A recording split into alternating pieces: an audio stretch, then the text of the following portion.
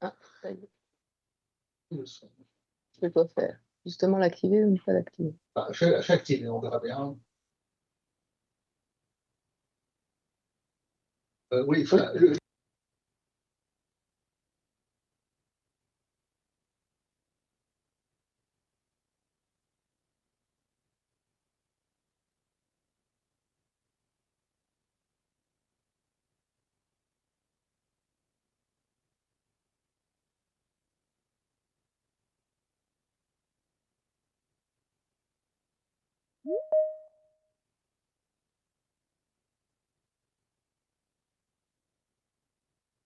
pas sur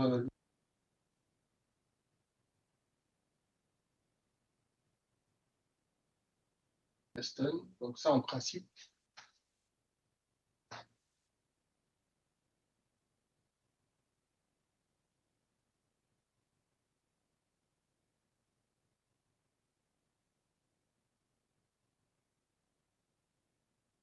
Oui.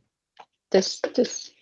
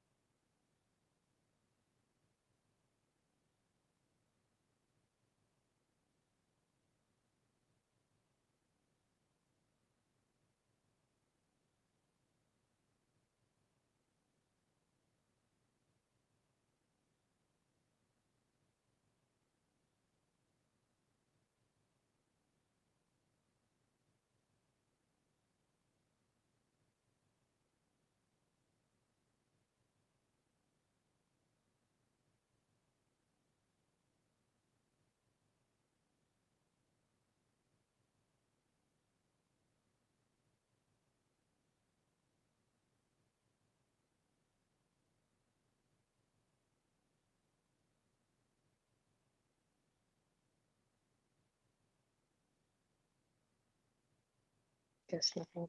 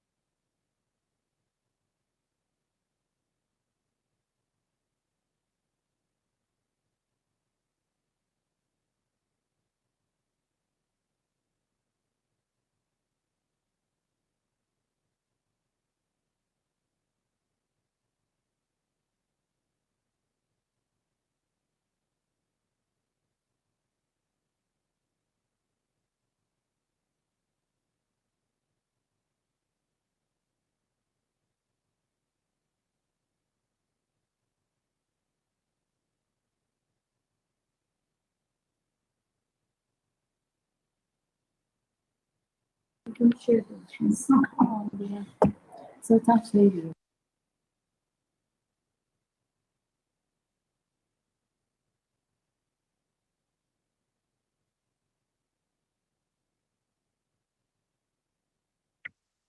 Test. Ouais.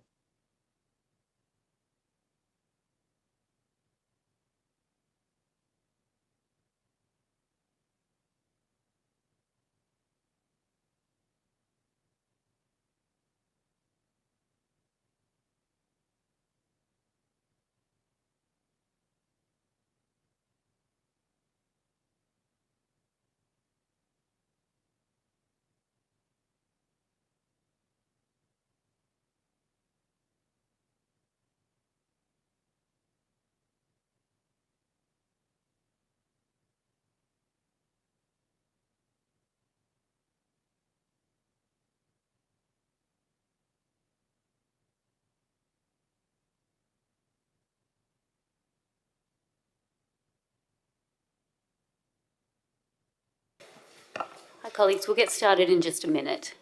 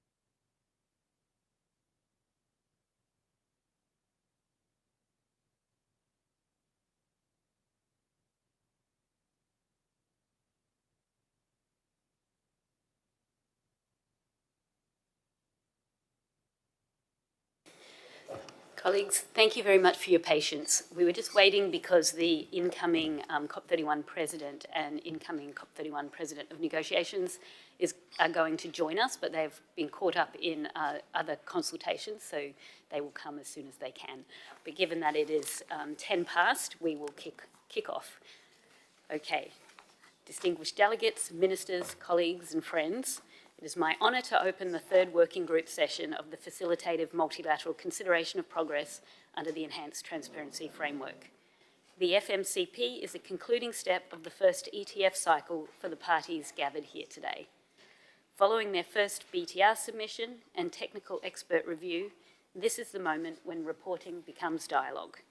It allows parties to highlight their successes, seek further information on Paris Agreement implementation, learn lessons to help them meet their climate goals and continue to submit their own BTRs.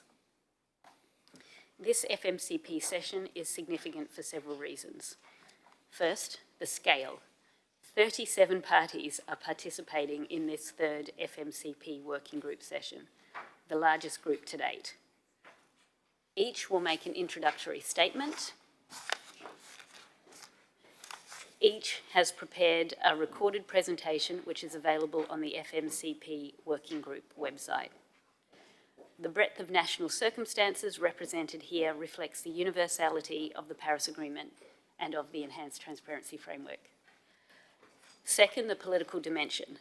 I'm honoured to welcome high-level participants from the COP29, COP30 and COP31 presidency and presidency of negotiations, and their interest in the transparency process.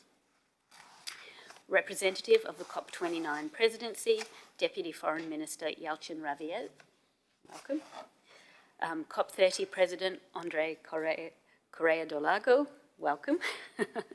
And we will soon be joined by representative of the COP31 presidency, Professor Halil Hazar, and COP31 President of Negotiations, Minister Chris Bowen. Your presence at this table sends an important signal. Your engagement with the FMCP affirms that accountability and ambition are inseparable. We cannot raise ambition without honest accounting. We cannot build trust without open dialogue.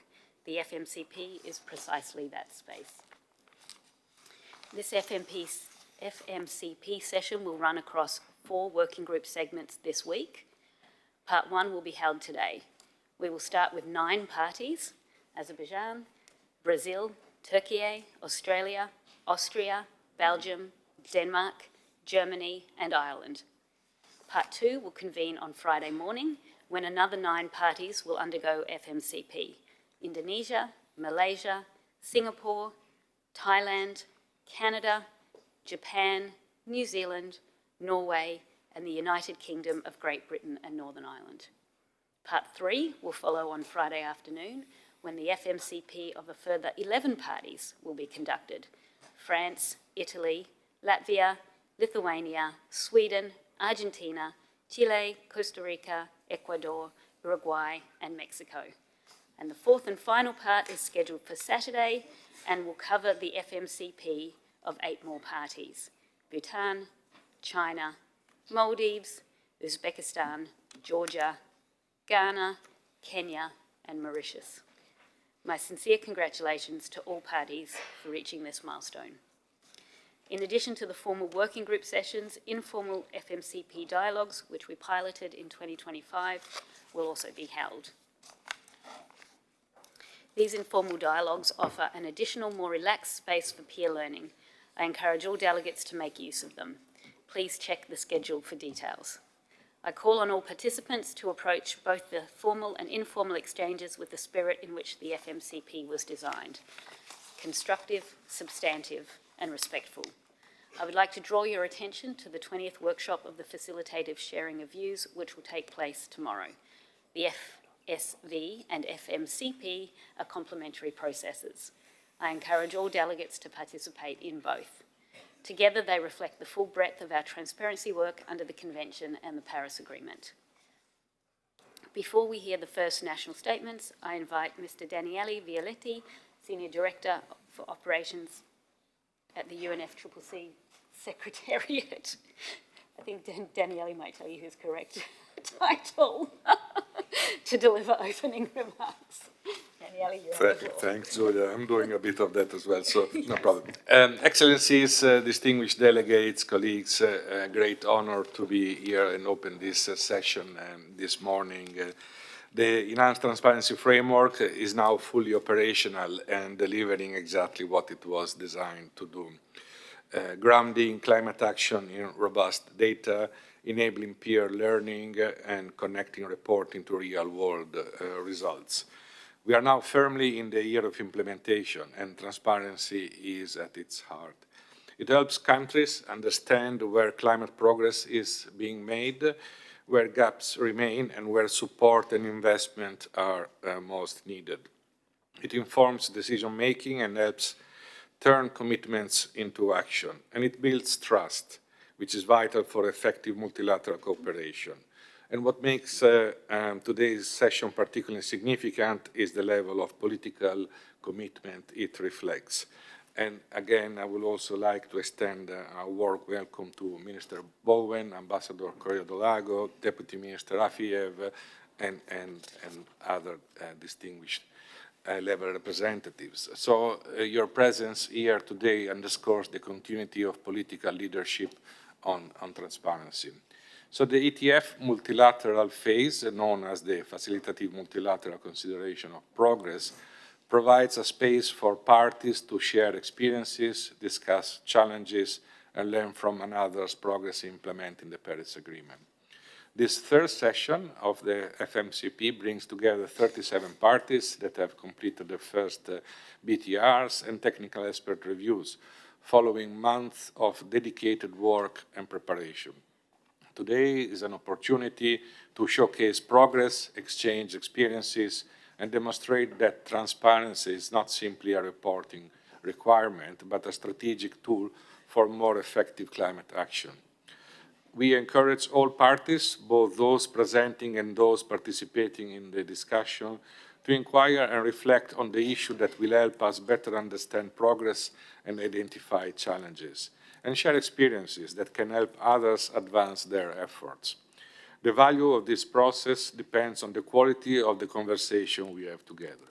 So, colleagues, concluding, the Secretariat, as always, remains fully committed to supporting parties in implementing the Enhanced Transparency Framework, and we are here to facilitate discussion, provide technical support, and help ensure that every party, regardless of capacity, can participate fully and benefit from this process. Thank you very much, and back to you, Julie. Thank you so much, Daniele. And thank you to the Secretariat for their commitment to the process. A special thank you to the team who organised this session and all of the FMCP sessions here. It's a huge amount of work. The amount of support that goes to parties is a lot, and so thank you very much to every member of the Secretariat team for all your work on that as well. I'd like to also extend my thanks to the SBI Chair, Iyad Al-Jubran, for facilitating this session. As both the SBI Vice Chair and Co-Chair of the Paris Agreement Implementation and Compliance Committee, Iyad also has a busy session, and I appreciate his support with these important transparency sessions. Without further delay, let us begin. I invite the SBI Vice Chair to take the floor. Thank you. Thank you, Chair. So may I start by warmly welcoming all of the participants at this SBI event, and in particular the representatives of the 37 parties that will undergo the FMCP at this session. Before we begin, we wish to make some introductory remarks to the general context and framing of our discussions during this FMCP session. In line with the UNFCCC Code of Conduct, we remind you and ourselves to play a role in maintaining a respectful atmosphere. While differences of views are expected, I will intervene if I sense a compromise of someone's dignity or when the conversations take an unconstructive turn or disrespectful tone. Please also remember that the Code of Conduct applies to all participants, both inside and outside the negotiation rooms. If you witness or experience any incident, you can make a complaint to speakup@unfccc.end or a UNDSS security officer. As part of the enhanced transparency ETF process, the FMCP consists of 2 stages. First, a written question and answer phase, which took place before this session from March to May 2026. During this period, 182 questions were received from 7 parties. You can access all of these questions and answers via the FMCP session webpage. Second, the FMCP working group session today with the parties' statements and questions and answer rounds. In addition, we will hold informal FMCP dialogues on Friday and Saturday lunchtimes. We look forward to this new format and invite you to join us in the club lounge for these. As we begin this FMCP working group session, I would like to note that this round of FMCP is particularly substantial, with 37 parties undertaking the process under this SPI session.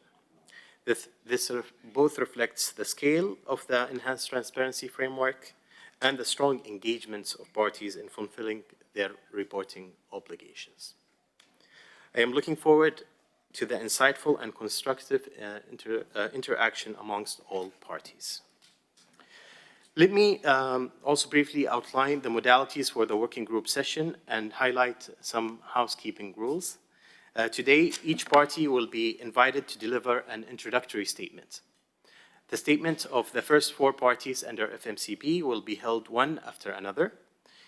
We will then conduct a question and answer combined for these 4 parties. Then we will hear the introductory statements of the next 5 parties, followed again by a combined question and answer session. To request the floor, please raise your flag. I will give you the floor by referring to the party name.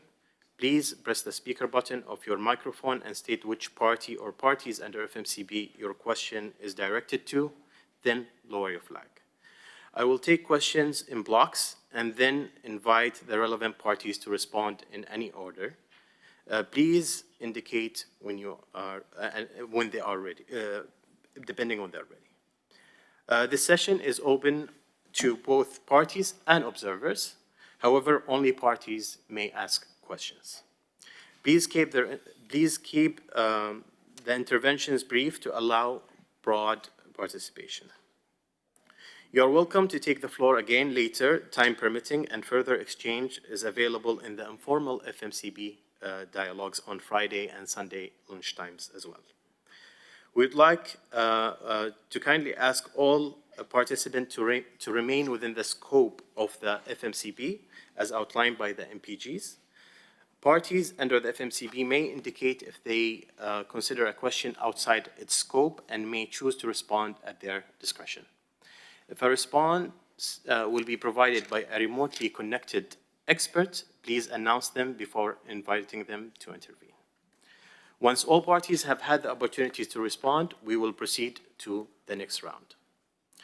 When time is running short, I will call for a final list of parties wishing to raise questions. Those parties will be given the floor to raise these questions, but parties under the FMCP will be invited to provide written answers to these outstanding questions responses after the session. In addition, parties under the FMCP may also choose to provide written answers at any point during the session, for instance, where further information is needed. The Secretariat will upload those answers on the FMCP session webpage. The FMCP session will be broadcasted live, and the recording will be made available on the FMCP session webpage after the event. We will hear the party statement in the order outlined in the schedule on the FMCP webpage. And with that, it's my pleasure to start with the party statements, and I would like now to invite Azerbaijan to make an introductory statement. This statement will be delivered by Mr. Yalchin Rafiev, Deputy Foreign Minister and COP29 Chief Negotiator. Mr. Rafiev, you have the floor. Thank you, chairs, dear colleagues, distinguished delegates, ladies and gentlemen. Allow me to begin by expressing our gratitude to the UNFCCC Secretariat for organizing this important dialogue and for its continued support to parties in the implementation of Paris Agreement. It is my pleasure to join you today, and equally I'm glad that Azerbaijan is among the countries sharing its climate transparency reporting journey. Dear colleagues, as you know, transparency has been one of the key priorities of the COP29 presidency.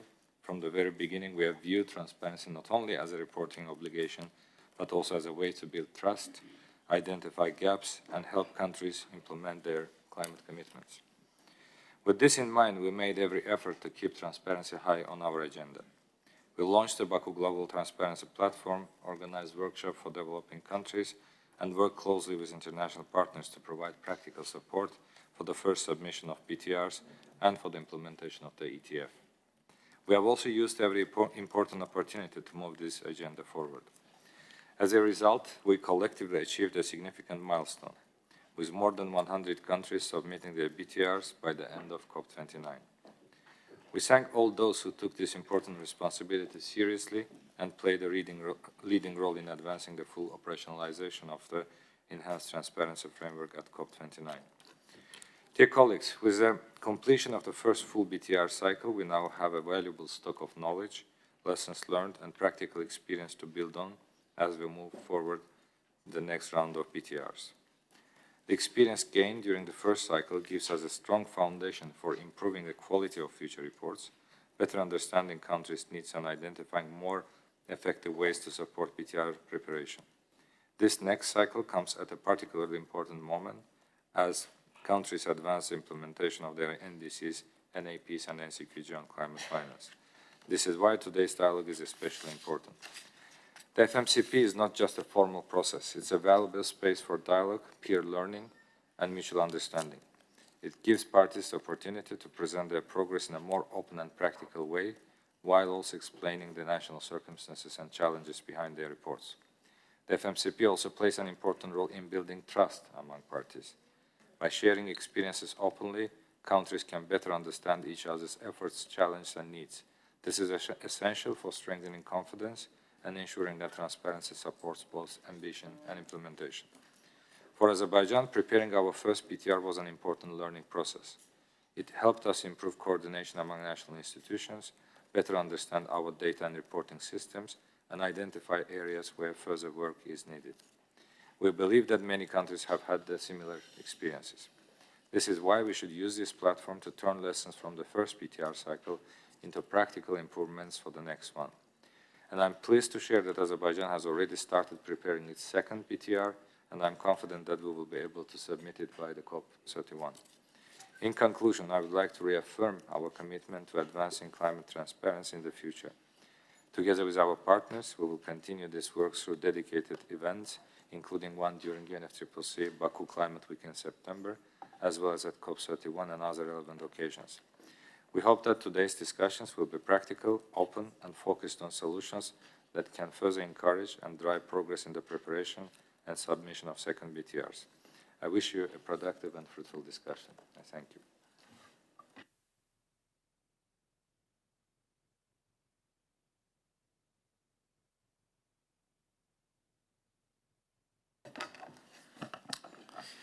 Thank you, Azerbaijan. I would now like to invite Brazil to make an introductory statement. The statement will be delivered by COP30 President, His Excellency Ambassador André Correa do Lago. Ambassador Correa do Lago, you have the floor. Thank you very much. It is an honor and a pleasure to participate in this transparency exercise, particularly when Brazil is for the first time showcasing its biennial transparency report. Since the beginning of last year, we have called for implementation to be the defining motto of COP30 in Belém. This is why we launched the Global Multirão, a collective mobilization of governments, institutions, private sector, civil society, and citizens, so that climate action can move from pledges to practical results with greater speed and effectiveness. Our message was that after 3 decades of negotiations and 10 years since the Paris Agreement, it is time we transition from a negotiation-centered regime to an implementation-centered one. The parties recognize this shift in the Multirão decision. Transparency is indispensable to implementation. Without transparency, there can be no credible way of assessing whether we are delivering on the commitments we have made, learning from best practices, and correcting courses where needed. Transparency also plays an essential role in building trust and providing a space for sharing experiences and exchanging valuable implementation knowledge. The FMCP reinforces transparency within the climate regime, and in doing so, strengthens the credibility of the UNFCCC by making each party's progress more visible and comprehensible to all. It provides an opportunity to assess how the system is functioning in practice and where it may be further enhanced. Transparency directly addresses the need to strengthen multilateralism, another priority, very clear priority of COP30. If implementation is the measure of our collective resolve, transparency is what gives that resolve visibility and credibility.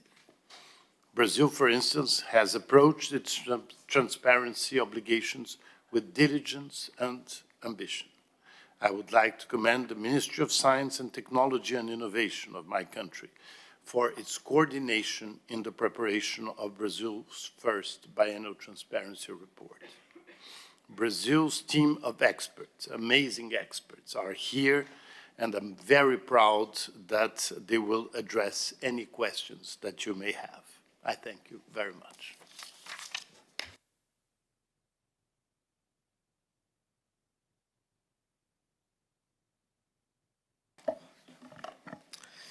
Thank you, Brazil. I would now like to invite Türkiye to make an introductory statement. This statement will be delivered by Ms. Tukba Dinçbaş, Deputy Director of Climate Change of Türkiye. Ms. Dinçbaş, you have the floor.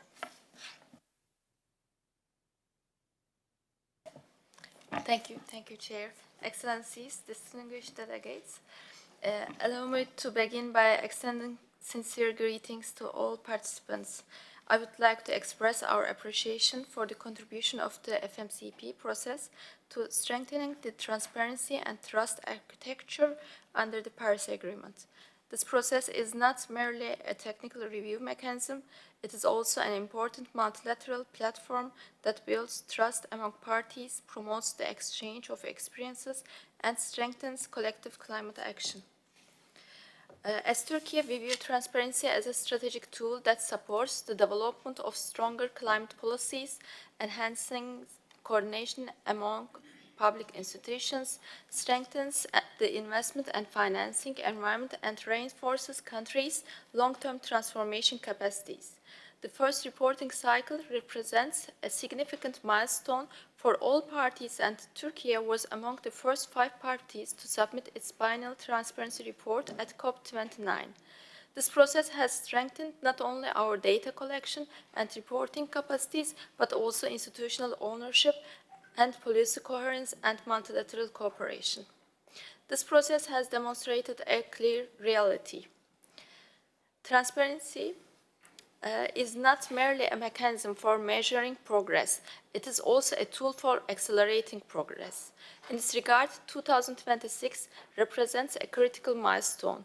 While parties continue to assessment processes associated with the first BTR cycle, they are also beginning preparations for the second reporting cycle. Maintaining the current political momentum is therefore of utmost importance. As the COP31 presidency, Turkey firmly believes that the effective implementation of ETF requires strong political ownership, inclusive dialogue, and international solidarity. Accordingly, we are building our COP31 approach around 3 fundamental principles: dialogue, consensus, and action. Transparency lies precisely at the intersection of these 3 elements. Dialogue helps build trust among parties, consensus strengthens the sense of shared responsibility, action ensures that decisions translate into measurable outcomes on the ground. The success of ETF can be only achieved through this understanding. Today, we realized that developing countries face ongoing capacity constraints and support needs. Ensuring that no party is left behind remains of paramount importance. In this regard, it is critical that financial, technical, and institutional support mechanisms remain timely, predictable, and accessible. At the same time, we believe that experience sharing and mutual learning processes must be further strengthened. The lessons learned from the first BTR submissions will contribute not only to the improvement of national systems, but also to the review process of the reporting guidelines and modalities expected to be completed by 2028. Turkey views the future of ETF as a cornerstone of a more inclusive, practical, and effective global climate governance system. Because what we need today is not merely the setting of new targets, what we truly need is climate action that is supported by reliable data, monitored transparently, and capable of delivering tangible results. Throughout its COP31 presidency, Turkey will continue through its strong commitment to multilateralism to contribute to strengthening trust among parties, institutionalizing transparency systems, and enhancing implementation capacities. Thank you.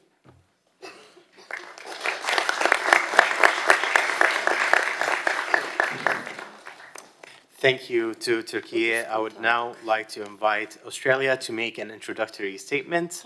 This statement will be delivered by Honourable Ms. Chris Bowen, MP, Minister for Climate Change and Energy for the Australian Government. Minister Bowen, you have the floor. Thank you very much. It's a great pleasure to join with our fellow presidencies to provide the national statement for Australia. And we, of course, submitted our nationally determined contribution in 2025, which involves a commitment to cut emissions by 62 to 70% below 2005 levels by 2035. This is, by design, both ambitious and achievable. It actually involves a halving of our emissions over the next decade and making more progress in the next 10 years than we've made in the past 20. That is why it's ambitious, but it's also achievable because we have plans to do so.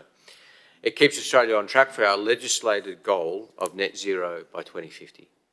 Importantly, this target goes beyond our previous trajectory. Based on earlier trends, emissions would have fallen by around 57 to 58% by 2035. So this new target lifts our level of ambition. Importantly, in Australia, we believe the road to net zero goes very much through households. As you know, 1 in 3 Australian households draws its energy from its roofs, from rooftop solar, 1 in 3. We're now also installing 1,200 batteries in households a day, with more than 430,000 households having put in a battery since we introduced an incentive on the 1st of July last year. That's more than 12 gigawatt hours, which by our standards is a very big addition to our storage, and indeed is globally significant. 10% of the battery capacity in the world was added in Australia in the last few months, and we're very proud of that.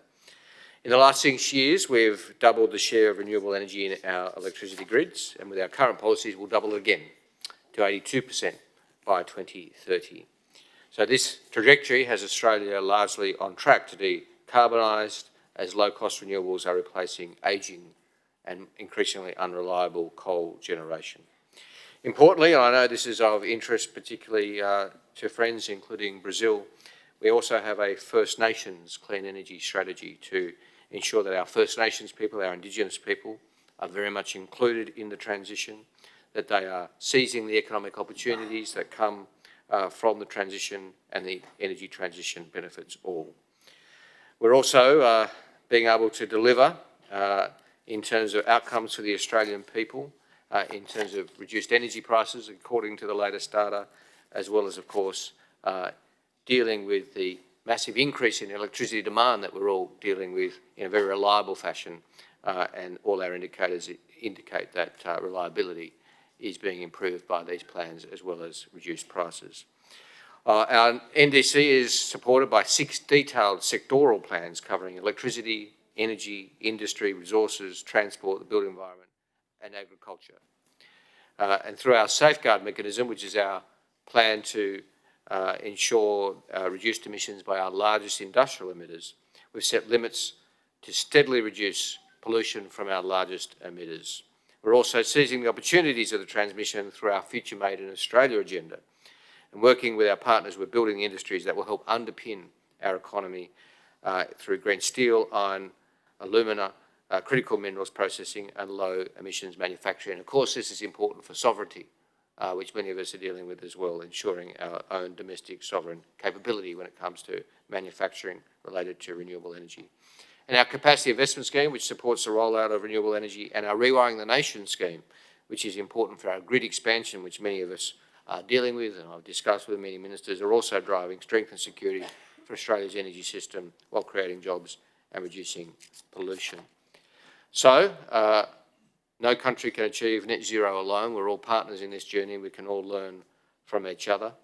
And we're also sharing our thoughts on our National Climate Risk Assessment, which I released last year, which shows climate impacts are growing more frequent and more intense, that they are compounding and cascading, making the situation much worse. And most scenarios see these impacts intensifying, of course, into the future. Our assessment identifies 56 significant national risks across our economy, our environment, and our communities. And as I said, these risks compound and cascade. So our response is also very important. We have a National Adaptation Plan, which is our vision for a resilient Australia, working with our states and territories and local government to ensure that we are dealing with the impacts of climate change as well as dealing with mitigation. We also, of course, although it's our national statement, I do want to note that we share our ocean and our future with our Pacific nations. Our region is on the front line of climate impacts, with nations facing existential threats from rising sea levels. Australia is working with parties, financial institutions and civil society to improve access to climate finance for those most impacted, which is a priority for us at COP, but also something we're dealing with domestically. We are backing strongly the Pacific-led Pacific Resilience Facility, empowering communities through locally led small-scale adaptation projects which make the most direct impact. On development assistance, by 2029, 80% of new regional investments over $3 million will include a climate objective, which we think is important. And we've exceeded our commitment to deliver $3 billion in climate finance between 2020 and 2025, delivering $3.9 billion. So I'm very pleased to provide this update. Of course, we all have domestic plans which we're sharing thoughts on. These are important opportunities to come together and to share our progress, to share our challenges and opportunities. We're all acting with responsibility to invest with purpose and to partner on this shared global approach. I'm delighted to do so with so many friends. Thank you.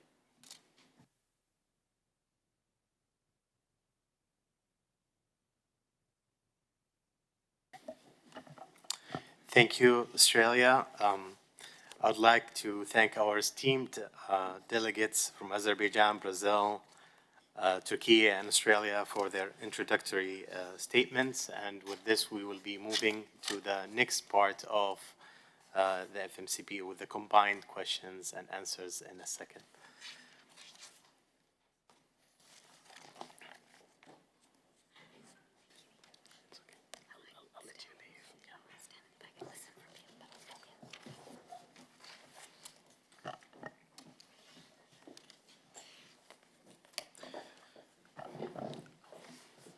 I would like now to open the floor for questions from parties. I will collect a number of questions from parties before inviting delegates from Azerbaijan, Brazil, Turkey, and Australia to respond.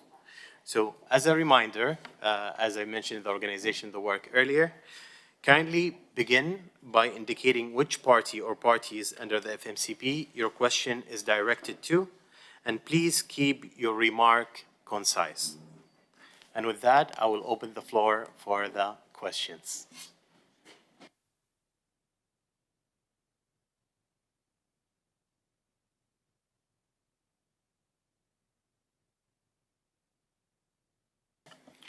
So we're trying to see the flags and collect in the order that they appear, and we'll give you the floor shortly.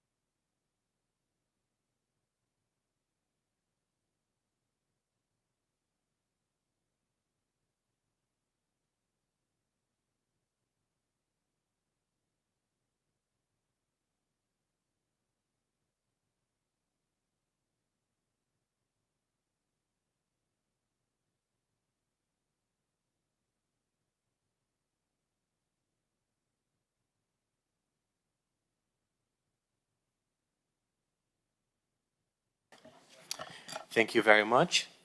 So far, I have in my list Canada, Republic of Korea, Japan, Norway, Netherlands, UK, Poland, and we're also, I see more flags. We are also still collecting, just making sure. I see also European Union, New Zealand.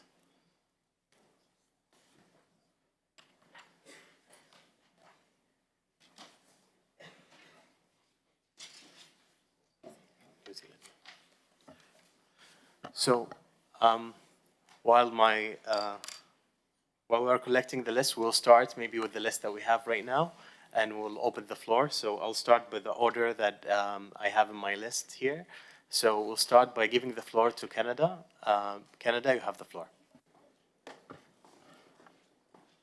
Thank you, colleagues. We have two questions. So the first question is for our colleagues from Azerbaijan, and our second question is for our colleagues from Australia. So first question to Azerbaijan is that in your presentation, you noted that Azerbaijan has reduced emissions in the energy sector by nearly 25% since 1990. Can you please speak more about the role of methane emission reductions in Azerbaijan's mitigation progress in the energy sector? So, for example, what is Azerbaijan's current methane mitigation strategy contributing towards the NDC achievement? Thank you. And our second question to Australia is, given the relevance to Canada's own economy, we wish to ask what lessons and best practices Australia would highlight from implementing your NDC in the context of being a major global energy exporter. Thank you. Thank you, Canada. Republic of Korea, you have the floor. Thank you, Chair, and congratulations to all countries on successfully completing your first BTR cycle. My question is addressed to Australia and Türkiye. So both of you are using strong market mechanisms to decarbonize heavy industry. Australia is implementing the safeguard mechanism, and Türkiye is launching its national emission trading system. So my question is, how are you designing these systems to ensure they actively attract private investments for green technologies, rather than just being a compliance cost for industries? Thank you. Thank you, Republic of Korea. Japan, you have the floor. Thank you, Chair. Japan has a question to the Turkey, Republic of Turkey. Turkey has developed a comprehensive 2024-2030 climate change mitigation strategy and action plan, composing 49 strategy and 250 actions. My question is, what systems and mechanisms have been established to assess progress on this plan? Thank you. Thank you, Japan. I now would like to give the floor to Norway. Norway, you have the floor. Thank you, Chair, and congratulations to all the parties undergoing their first FMCP. I have a question for Brazil. We note in the BTR1 that the emissions and removals reported by Brazil in 2022 were lower than in 2021. Does Brazil have any preliminary estimates for emissions and removals for 2023 or 2024? Thank you. Thank you, Norway. Netherlands, you have the floor. Thank you, colleagues. I have a question for Australia. The Netherlands notes a range of policies in its BTR aimed at directing public and private investments into new net zero industries, like for hydrogen, green metals, and low carbon liquid fuels. We note that Australian federal government has launched a range of tax incentives and supporting policies under the Future Made in Australia plan. Could you elaborate on the expected impacts of this plan on its emissions and economy? And especially, could you elaborate on how these new industries would substitute Australia's existing role as a major exporter of natural gas and coal? Thank you. Thank you, Netherlands. Now I'll give the floor to the UK. You have the floor. Thank you, Chair. And thank you, parties, for your opening statements. This question is for Türkiye. I'd like to congratulate you on your submission of your first BTR. But also, you mentioned that in revisiting your NDC, you've managed to nearly double your target from 21 to 41% emissions reduction by 2030. Can you share some successes and challenges in raising your ambition? Thank you.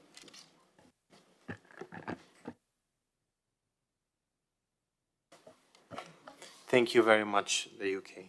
Maybe at this point, we will ask, before we take more questions, maybe we'll give the opportunity to the four parties to address some of these questions. And then we'll move to also collect more questions during the session. So before I proceed, I just wanted to check. Maybe I'll give our colleagues from the four countries a few minutes, and so once you are ready to respond, please raise your flag. I see Azerbaijan is already ready to address some of the questions. So Azerbaijan, you have the floor.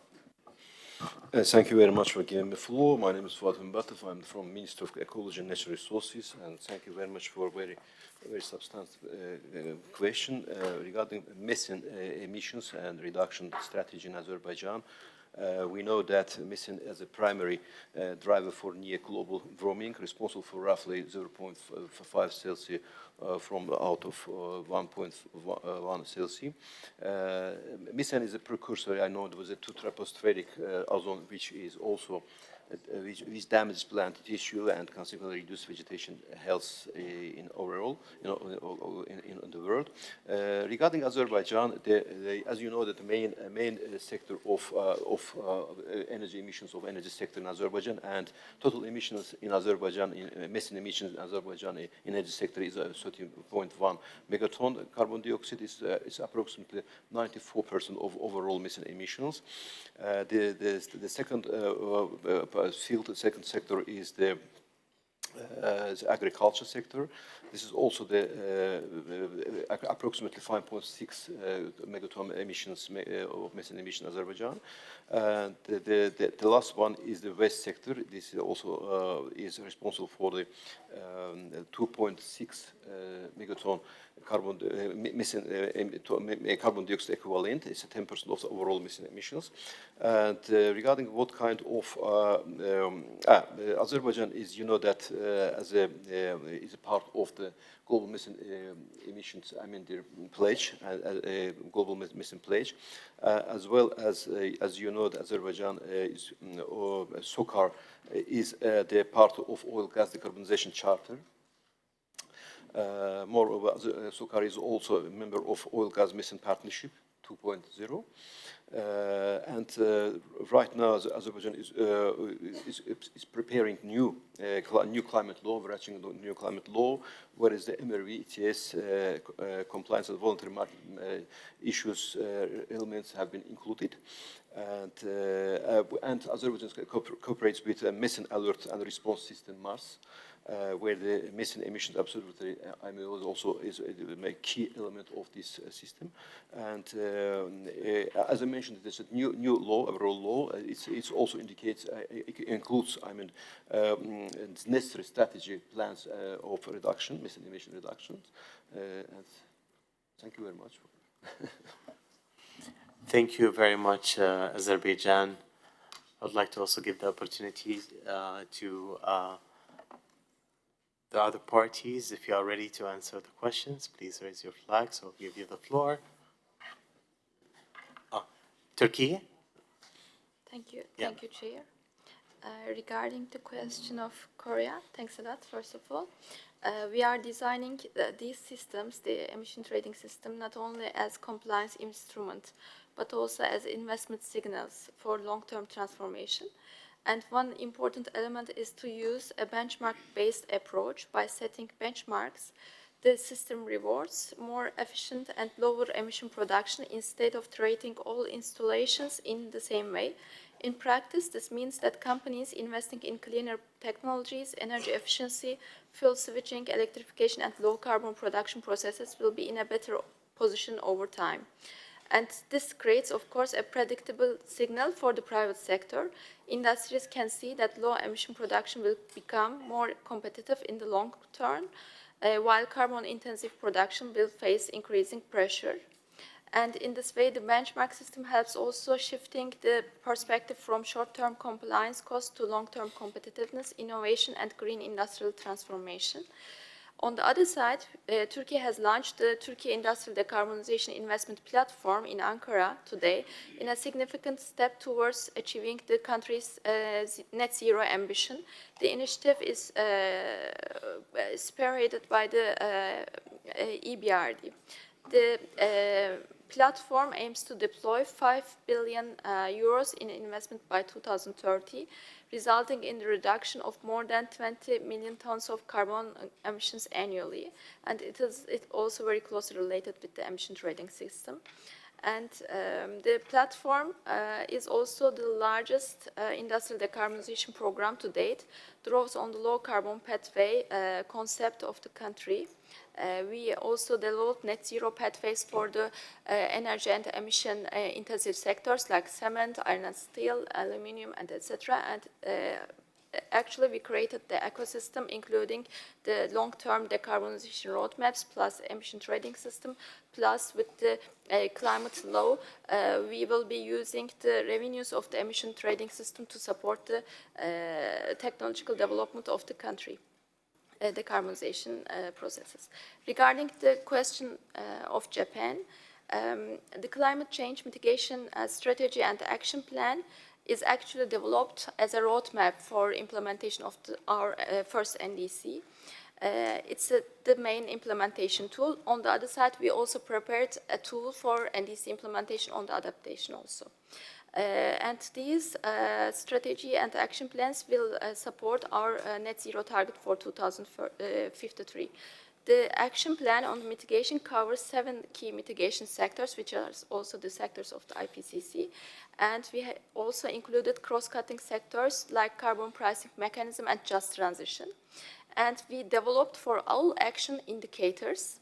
And to ensure effective implementation, we established the online monitoring system, a digital platform through which responsible and relevant institutions report progress on their actions by taking the indicators into consideration.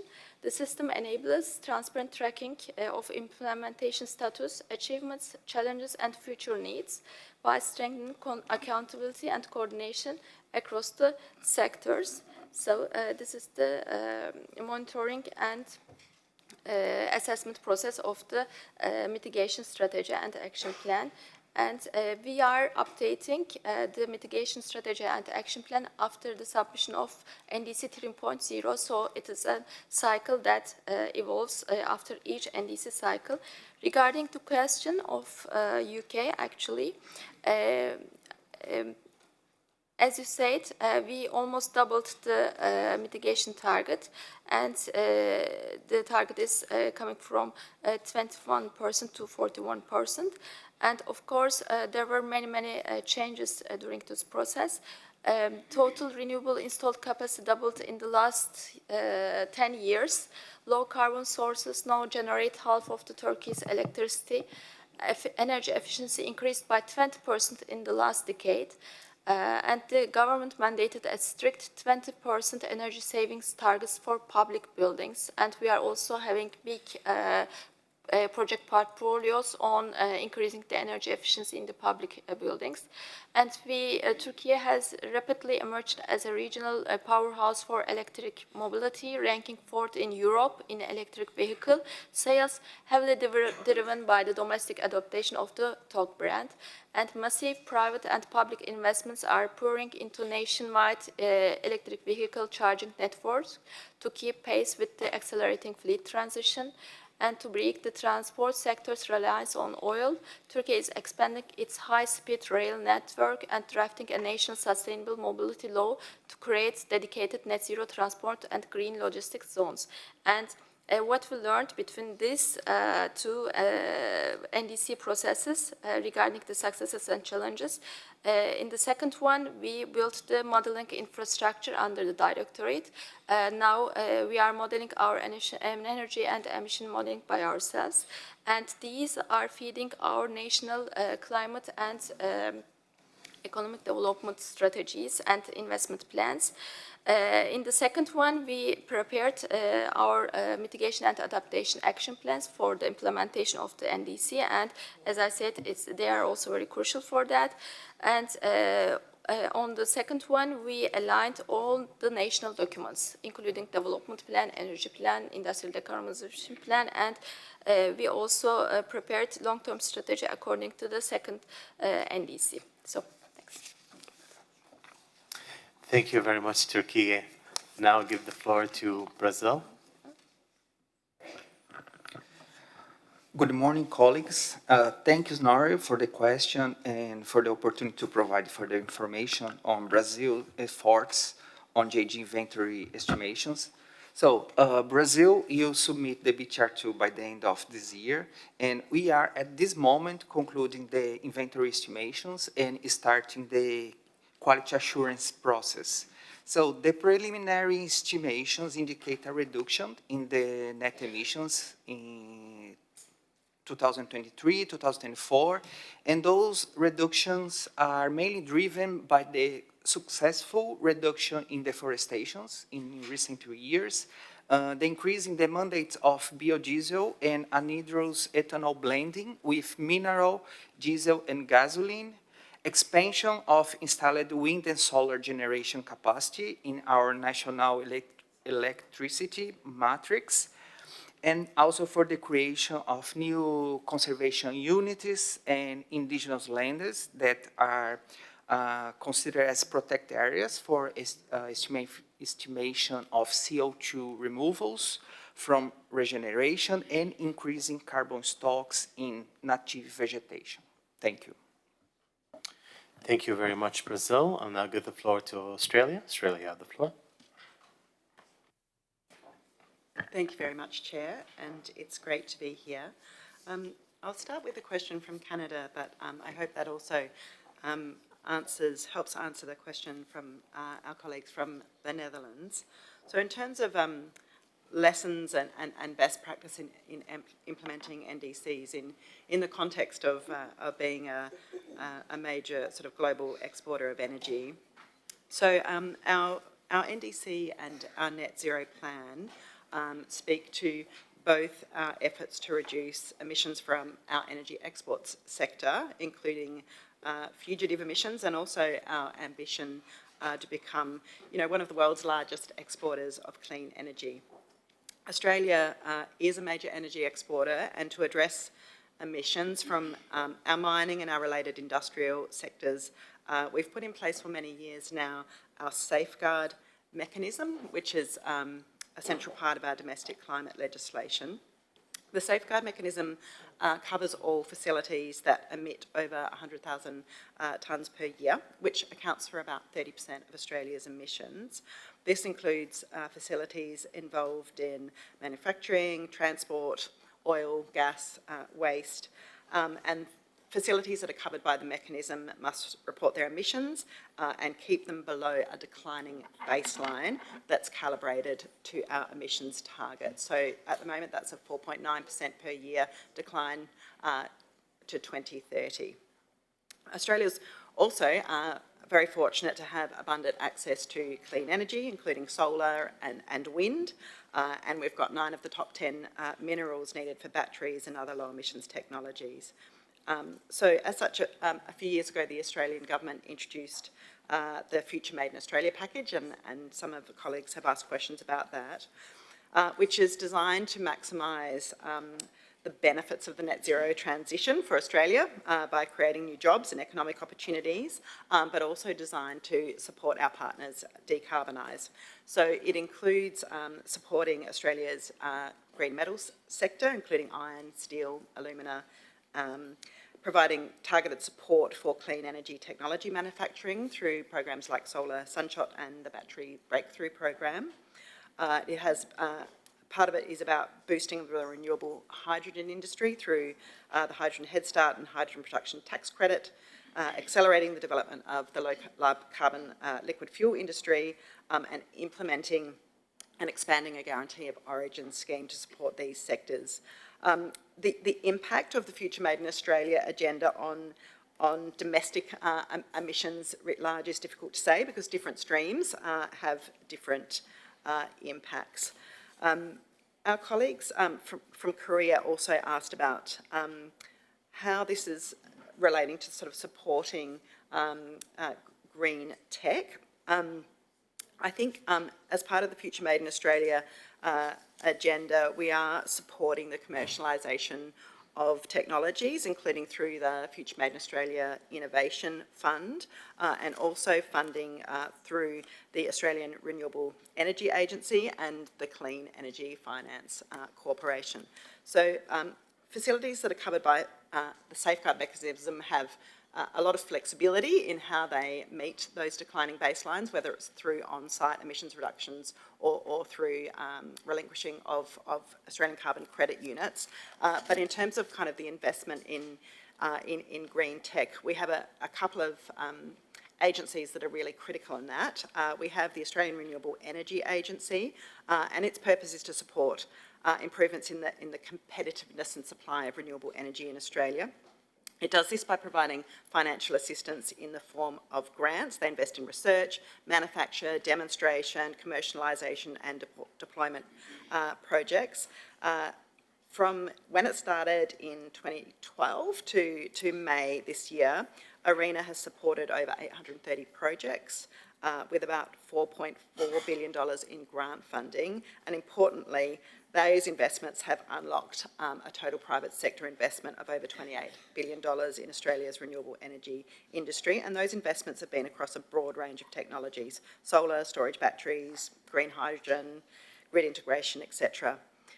And briefly, I'll mention our Clean Energy Finance Corporation. This is essentially Australia's specialist climate investor. They invest in the latest technologies to generate, store, manage and transmit clean energy. They invest commercially with the goal of increasing finance flows into the clean energy sector. And they do that in three broad categories of technologies: renewables, energy efficiency and low emissions technologies. And investments in these three categories are designed to leverage private sector finance and achieve our policy outcomes. I'm happy to speak more about the sorts of funds that exist under the CEFC, but I'll leave it there for now. Thank you, Chair. Thank you very much, Australia. I'll now go back and take another round of questions according to the list that we have. So we'll start with giving the floor to Poland. Poland, you have the floor. Thank you, Chair. Good morning, Excellencies, and good morning, delegates. In the spirit of constructive engagement under the Enhanced Transparency Framework, and with appreciation for the efforts undertaken to strengthen national transparency arrangements, we would like to seek further clarification on the following point. Poland notes that Turkey has reported a broad set of mitigation policies and measures supporting the implementation of its NDC, including a future ETS.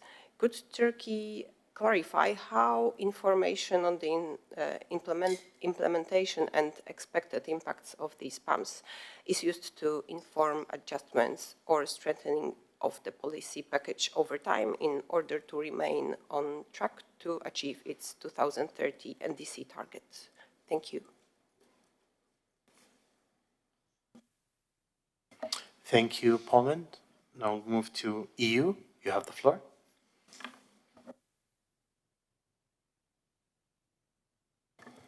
Thank you, Chair. Good morning, delegates. My question will be addressed to all parties. So I'd first like to commend all parties for completing their first biannual transparency report cycle. And of course, I'd like to thank you all for replying to our written questions. Brazil's national policy on climate change, Australia Climate Change Act, Türkiye Climate Law, and Azerbaijan 2030 strategy all seem to set frameworks which aim at implementing international commitment under domestic policies. So recognizing that robust national legal and institutional frameworks play an important role in translating international climate commitment into concrete domestic actions, could you please elaborate on how your national climate legislation and legal framework support the implementation of your NDC? Thank you. Thank you to the EU. Now we move to New Zealand. You have the floor. Thank you, Chair. Good morning, colleagues. Firstly, congratulations to the 4 parties on the submission of your first BTRs and your first FMCP. Our question is for our Australian colleagues. We note in your BTR1 that solar is the largest source of Australia's renewable electricity generation, and the Australian government has committed to 82% renewable electricity by 2030, with a key contribution coming from the household solar sector. Can you please provide some practical lessons learnt, what has worked well, what hasn't, around specific regulatory settings that are supporting the household solar rollout to support your 2030 target? Thank you. Thank you, New Zealand. Now we'll move to the next party. Saudi Arabia, you have the floor. Thank you, Chair. First, we would like to congratulate parties for submitting their first BTR. We have 2 questions for Türkiye. On the support received contributed to strengthening their national, institutional, and technical capacities for measurement, reporting, and verification. We're wondering in what ways did the enhanced MRV capacities facilitate the preparation and submission of their first BTR? Now, the second question is regarding the GHG emissions estimation. Now, could Türkiye please elaborate on its experience in estimating greenhouse gas emissions? What were the main challenges encountered during estimation processes, and how were these challenges addressed? Finally, we have an additional question for Australia. Australia highlighted that renewable energy accounted for more than 50% of electricity generation in December quarter of 2025. Could Australia elaborate on the key policy and regulatory measures that enabled this rapid increase in renewable energy deployment? Thank you. Thank you, Saudi Arabia. Now I'll give the floor to Cook Islands. Thank you for the floor, Chair, and I'd like to congratulate all parties for the submission of your first BTR. I have 3 questions for Türkiye, specifically around the LULUCF and energy sectors. Türkiye has indicated that the land use change and forestry sector will play an important role in its climate strategy. Will Türkiye share the level of emissions it expects the LULUCF sector to contribute in 2035? And will the energy sector, being by far the largest contributor to emissions, a combined effort to ramp up renewables and phase out fossil fuels would be needed? Does Türkiye intend to develop a fossil fuel phase-out plan, or at a minimum set a coal phase-out date? Thank you. Thank you, Cook Island. Now give the floor to Belize. Thank you, Chair. Good morning, everyone. First, congratulations to the parties on the submission of their BTRs and now doing the FMCP. I have just 2 questions. First, Australia's latest NDC has re-emphasized its commitment to its 82% renewable generation target by 2030, but I note that there's no 2035 renewable energy target. Is there any plans by the Australian government to communicate a 2035 renewable energy target to support the achievement of this target? And my second question is to Brazil, whose 2035 NDC commits to reduce the net greenhouse gas emissions by 59 to 67% 12% below 2005 levels across all sectors and gases, and to reach net zero emissions for all GHGs by 2050. The largest share of planned reductions for the 2035 NDC target comes from avoiding land use change in public and private lands. So my question is, how is Brazil planning to implement and monitor the progress of this? Thank you. Thank you, Belize. I'll now move to give the floor to Czechia. You have the floor. Thank you. I have a question for Brazil. In its first BTR, Brazil indicated the projection of greenhouse gas emissions and removals were still under development and would be reported in subsequent submissions. I would like to ask in this context if Brazil could share, once these projections are available, how they will be used to access progress towards its economic-wide mitigation targets. Thank you. Thank you very much, Czechia. At this point, I will return back to our distinguished colleagues from Türkiye, Australia, Brazil, and Azerbaijan. So I'll give you a few minutes. If you are ready, just give me a signal and I'll give you the floor.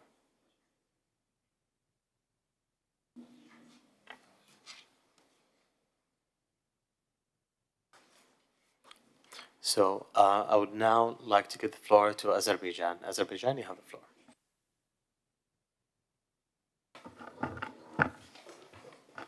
Thank you, Chair, for giving the floor, and thank you, EU, for the question about the national roadmap, Azerbaijan 2030, and how national efforts support the implementation of our NDC. First of all, I would like to highlight that Azerbaijan 2030 national priorities for socio-economic development is primarily a national development framework, but it is explicitly aligned with international climate and sustainability commitments. The roadmap is structured into two implementation phases: the 2022-2026 Social and Economic Development Strategy and the forthcoming 2027 and 2030 framework.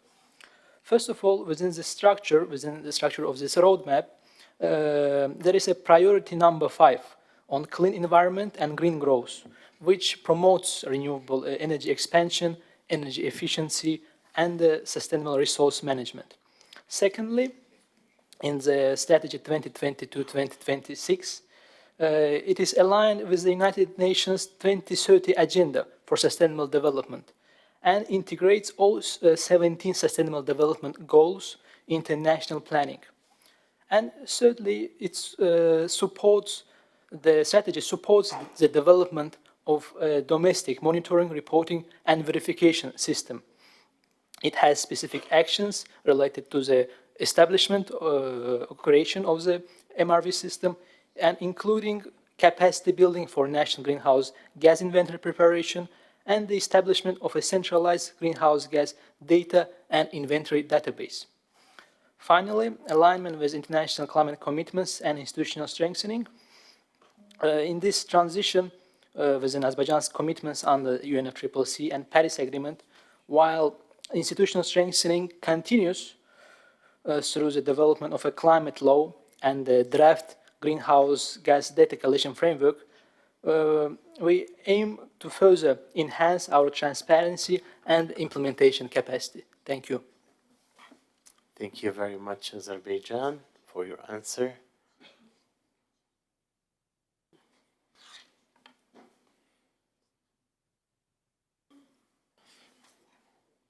Okay. Now give the floor to Australia. Australia, you have the floor. Thank you very much, Chair. So to answer the question about our climate change legislation, Australia has a Climate Change Act, which was introduced in 2022, and this provides the framework for Australia's national climate ambition and incorporates Australia's emissions reduction targets and sets them into law. So what the Climate Change Act does is that it ensures that Australia's emissions reduction targets are not just recorded in international settings, but they're clearly stated in our domestic legislation. So in addition to legislating the targets, the Act requires the Minister for Climate Change and Energy to prepare and to table an annual climate change statement. The Act also expanded the role of the Independent Climate Change Authority in advising the Minister, including on our emissions reduction targets, such as Australia's 2035 NDC. So it was the Independent Climate Change Authority that provided advice to the Minister on our 62 to 70% 2035 emissions reduction target. So the national sort of statements and the advice of the CCA really ensure that our targets and are rigorous and based on science. So in terms of how that then translates at the national level, as I said, we've set an ambitious and achievable 2035 target of 62 to 70% below 2005 levels. We're now working at the national level to ensure our policies can meet our target. The Net Zero Plan outlines how Australia can transition while it continues to drive growth in the economy and reduce cost pressures on households and businesses. And it identifies 5 priorities to guide our transition. Clean energy, electricity across the economy, lowering emissions by electrification and efficiency, expanding clean fuel use, accelerating new technologies, and net carbon removals scaled up. And it's supported by 6 sector plans, as the Minister mentioned, across electricity and energy, industry, resources, transport, agriculture and land, and the built environment. And so those sector plans provide a more detailed picture of the emissions reductions opportunities and Australian government policies to drive investment in each sector. I'll just answer the question, I think, from our colleagues from Saudi Arabia about our renewable energy target. We do have a target of 82% renewables in grids, in our electricity in grids by 2030. And as our colleague indicated, we've reached over 50% of renewable electricity in the December quarter last year.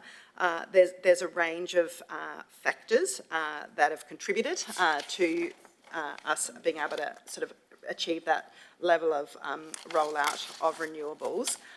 There's a capacity investment scheme, which is a revenue underwriting scheme, which is designed to accelerate investment in renewable generation and dispatchable capacity.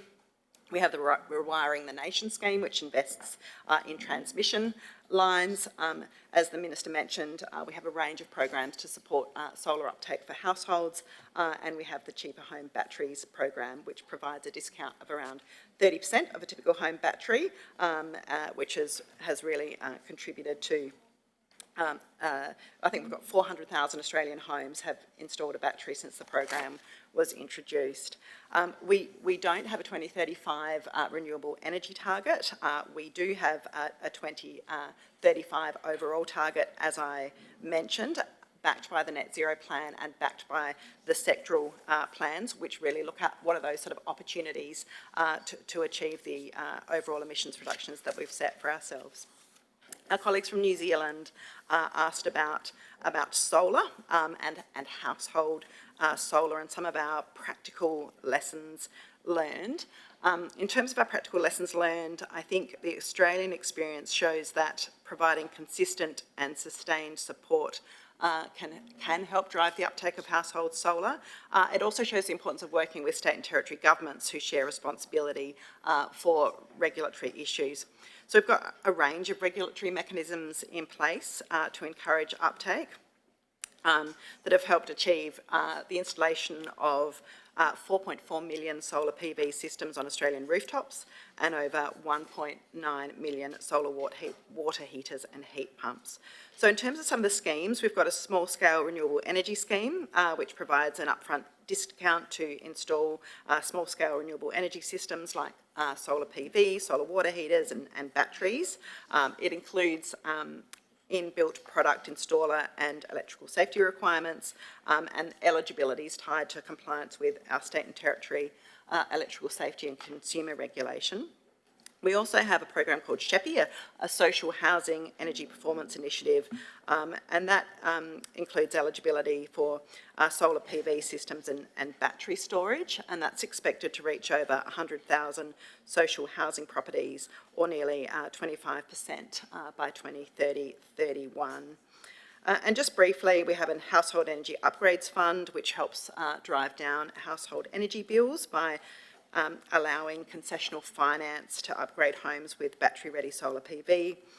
As I mentioned, where there's the Cheaper Home Batteries program, which provides a discount for the installation of home batteries. So I think really through a range of these sort of policies and programs and probably some sustained support over time, really, we now have 1/3 of Australian houses with rooftop solar, and of the world's battery storage uptake, 10% in Australia recently. So some incredible change there. Thank you, Chair. Thank you very much, Australia. I'll now give the floor to Türkiye. You have the floor.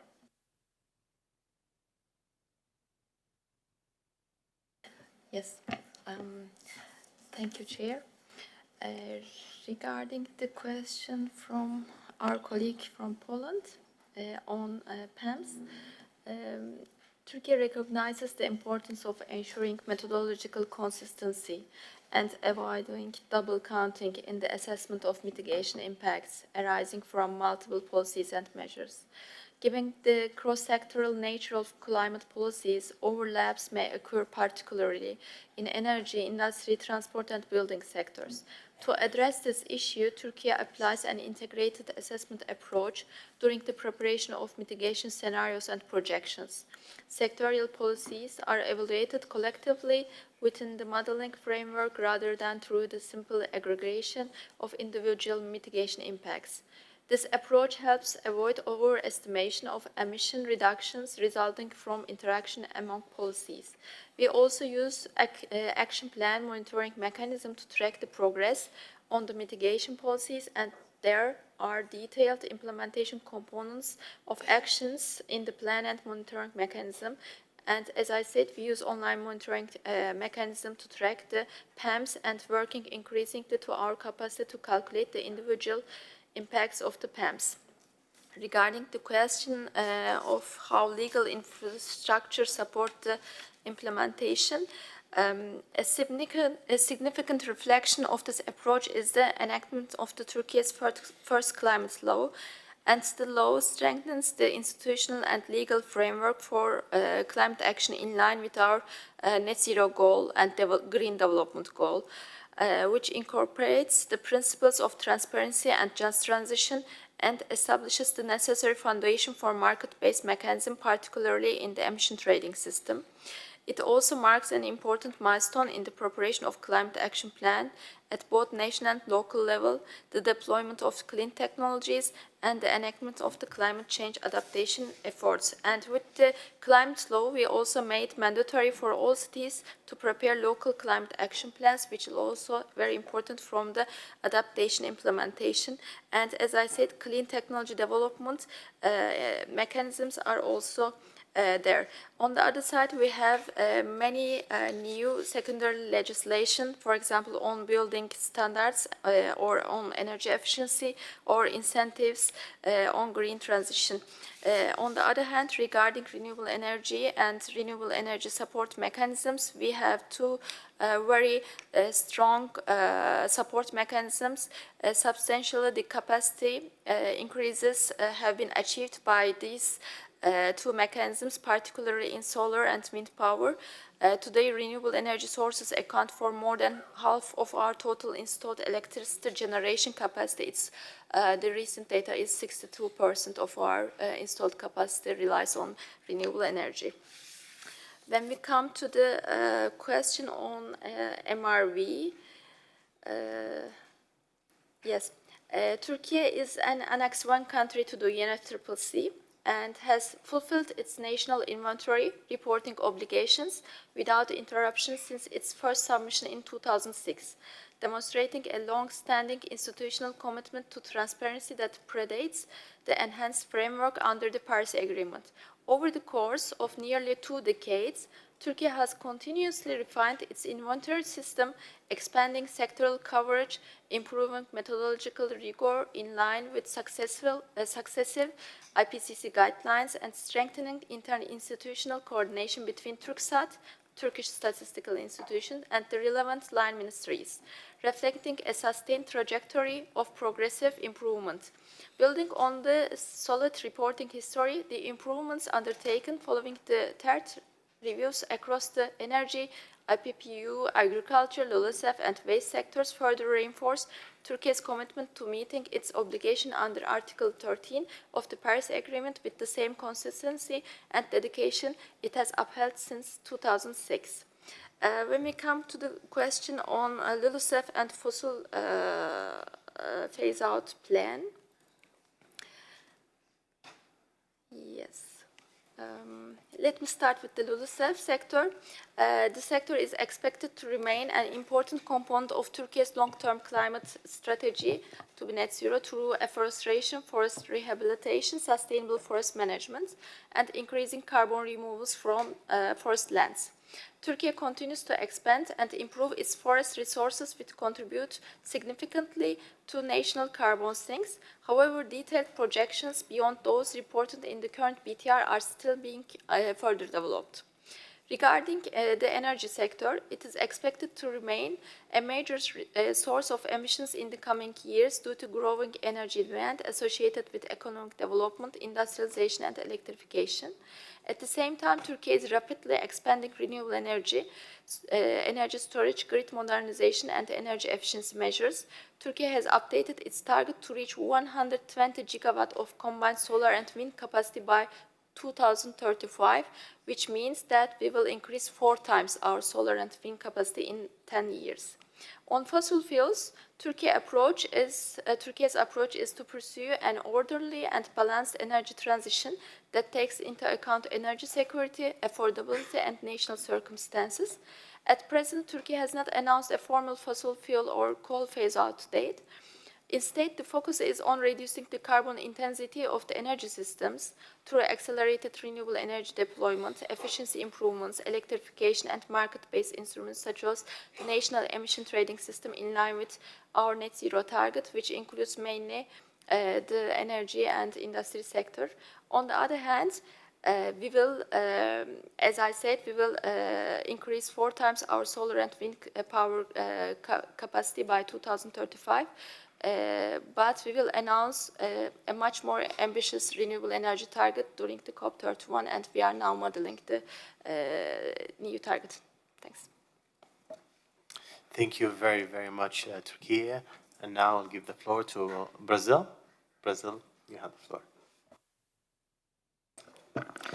So thank you again for the questions. So I will start by the question from EU. So the National Climate Change Plan, the Brazilian National Climate Change Plan, or also called Climate Plan, it's the instrument that consolidates the federal government's strategies, plans, and targets to support the implementation of the national policy on climate change and the achievement of the NDC commitments. So the climate plan is structured around mitigation and adaptation components, as well cross-cutting strategies for climate action. Specifically in the mitigation component, the link with the NDC is established through the National Mitigation Strategy and the sectoral mitigation plans. And here I will use the time also to address Belize's question. So specifically for the LULUCF sectors, the reduction on deforestation and increase on removals, Brazil elaborate 2 mitigation plans for LULUCF sectors. There are target for public lands that are mainly in the protected areas like conservation units, indigenous lands, areas of permanent protection, and etc. And also for the private areas that are agricultural lands, mineration, settlements, and etc. So the sectoral mitigation plans, they organize the main actions, targets, and implementation instruments, and also monitoring and evaluation mechanisms. So for LULUCF and the other sectors, we are structuring our action and monitoring around these plannings, and then and also the monitoring evaluation mechanism that it has a dedicated national strategy also to address this.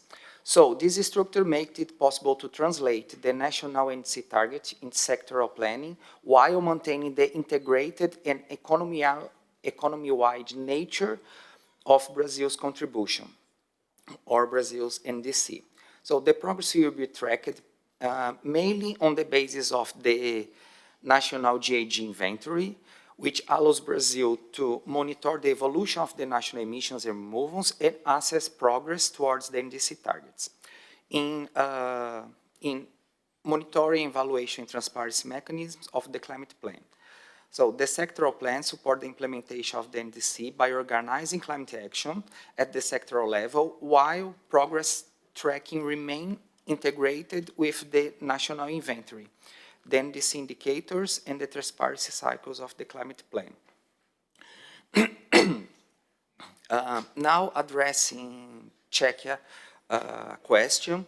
So it's important to remember that Brazil's NDC was not elaborated based on a business as usual scenario or any kind of projection scenarios. So the projections to be presented in the subsequent BTRs, they will be analytical and used to assess trajectories consistent with long-term mitigation goals, but they will not be interpreted as a tool for assessing progress in the implementation or achievement of the NEC, as set out in the paragraph 93 of the decision 18 CMA1. Thank you. Thank you very much, Brazil. With this, we come to the conclusion of the question and answers for the first four parties, as I see no more requests for the floor. And with that, I would like to thank you, delegates, for the questions, and thank Azerbaijan, Brazil, and Turkey and Australia for your responses. And I would invite everybody to join me in a round of applause to them for this milestone.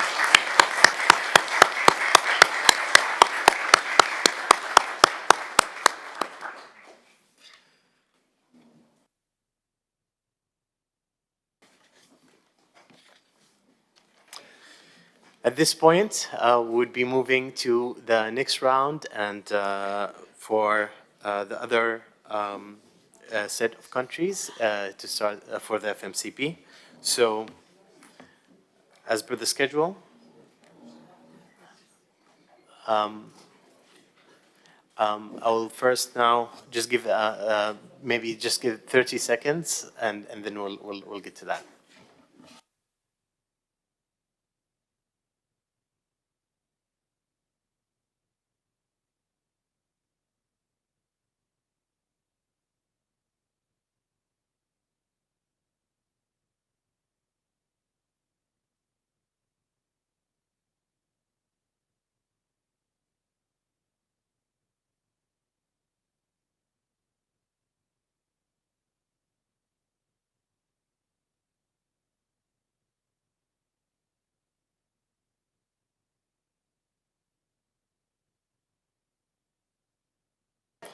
All right, and now we will be moving to the next set of countries, which will contain Austria, Belgium, Denmark, Germany, and Ireland. I would like to urge all our colleagues to be back to their seats so we can start the session.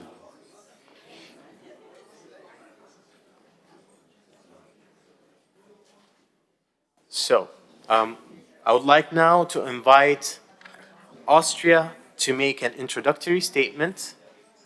The statement will be delivered by Mr. Simon Ilmauer Klempauer, Head of Unit of General Climate Policy. Mr. Ilmauer Klempauer, you have the floor. Thank you very much for giving us the floor. At the beginning, I have to send regards from Simon Elmauer Klempauer, our director, who unfortunately cannot be here. There are currently important negotiations going on the National Climate Act back home within the government, so he sends his regards and apologies. So if I may, I'm happy to deliver the national statement. Thank you. Excellencies, distinguished delegates, colleagues and friends. It is a pleasure and an honor to participate in our first facilitative multilateral consideration of progress under the Paris Agreement. The FMCP process is an important element of the enhanced transparency framework. It provides a valuable opportunity not only to present progress and achievements, but also to exchange experiences, learn from one another, and strengthen mutual trust and accountability in our collective climate efforts. The Paris Agreement is built on a simple but powerful principle. Every party contributes according to its national circumstances, while transparency allows us to understand where we stand collectively and how we can accelerate progress towards our shared goals. The transparency arrangements established under the agreement have become increasingly important. They help us track implementation, identify challenges, and highlight successful policies and measures that can inspire action elsewhere. Austria strongly supports this approach. We consider transparency not merely a reporting obligation, but an essential tool for improving climate policy and strengthening international cooperation. At the national level, what I just mentioned, Austria is currently engaged in negotiations on a new National Climate Act. The objective is to establish a clear roadmap for the coming years that provides greater planning certainty and defines clear responsibilities for the implementation of climate action across sectors and levels of government. We see this as an important step towards strengthening the long-term governance framework required to achieve climate neutrality and climate resilience. We also remain committed to supporting the poorest and most vulnerable communities through the provision of climate finance. The years since the adoption of the Paris Agreement have demonstrated both encouraging progress and continuing challenges. Around the world, renewable energy deployment is accelerating, zero and low emission technologies are becoming more competitive, and many countries are implementing increasingly ambitious climate policies. At the same time, global emissions remain too high, climate impacts are becoming more visible, and further efforts are needed across all sectors of our economies. Against this backdrop, Austria remains fully committed to the objectives of the Paris Agreement and to achieving climate neutrality in line with European and international goals. As a member state of the European Union, Austria contributes to the implementation of the EU's nationally determined contribution and the comprehensive climate policy framework established under European legislation. At the national level, we continue to pursue measures aimed at reducing greenhouse gas emissions, expanding renewable energy, increasing energy efficiency, transforming industry, promoting sustainable mobility, and strengthening resilience to climate impacts. In our pre-recorded presentation, we provide an overview of Austria's progress in these areas. In addition, we briefly discuss our national circumstances, recent greenhouse gas emission trends, implementation of the European Union's NDC, progress on the key elements of the EU climate framework, and selected policy measures across major sectors of the economy. We hope that Austria's experience can contribute constructively to the ongoing exchange of knowledge and good practices among parties. I would also like to express our appreciation to the Secretariat, the expert review teams, and all colleagues involved in the implementation of the transparency framework. Their work is essential for ensuring a robust and credible process. With that, we are looking forward to an interesting Q&A session. Thank you.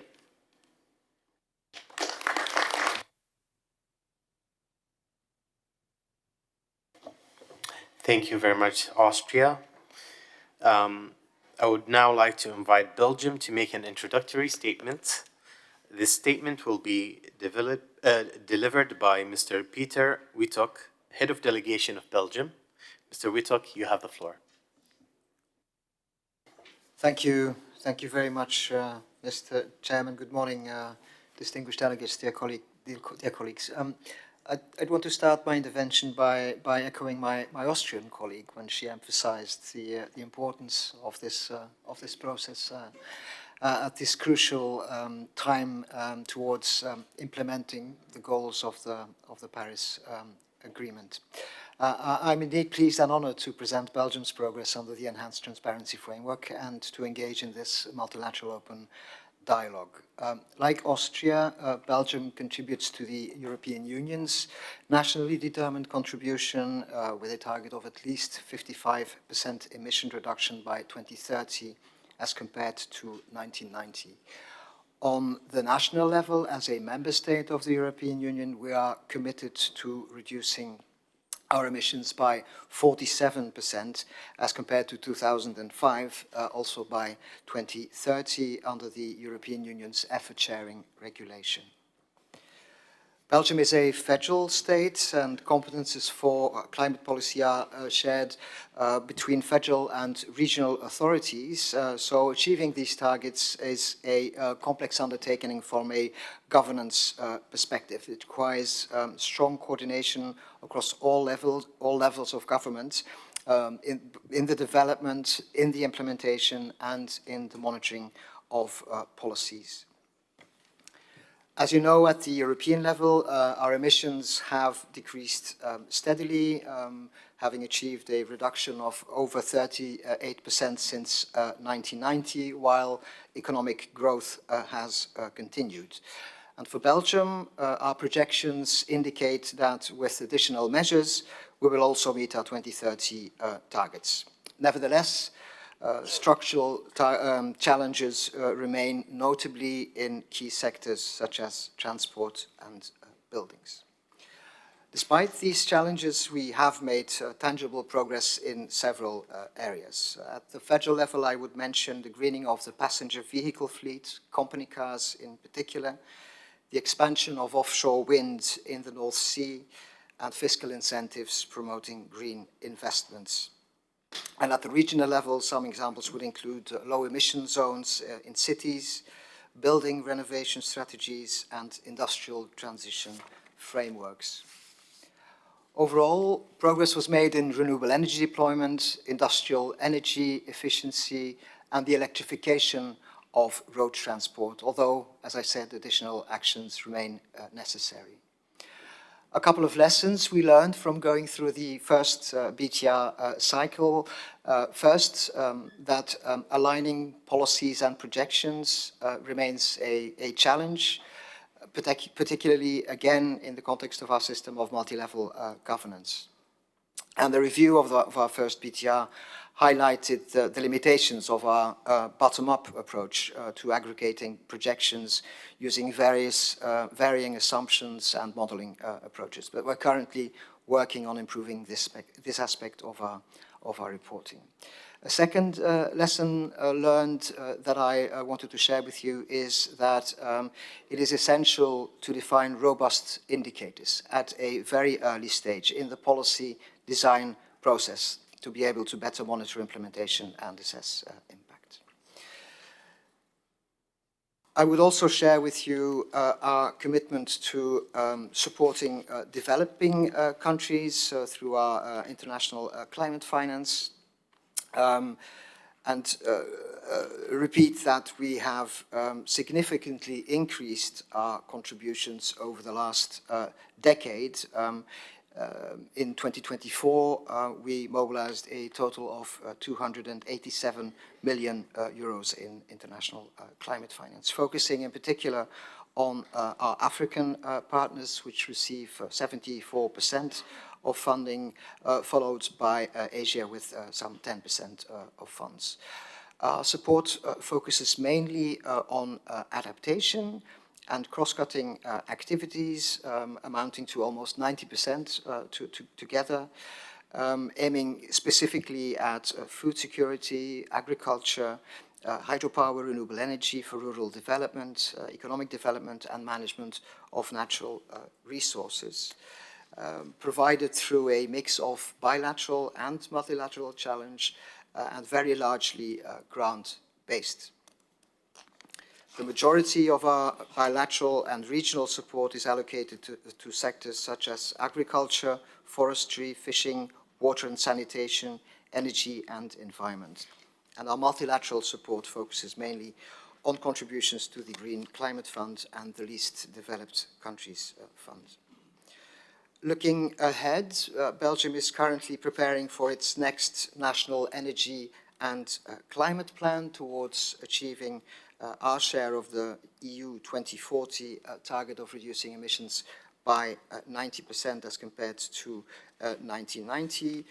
Strengthening governance remains important, including in monitoring and assessment systems.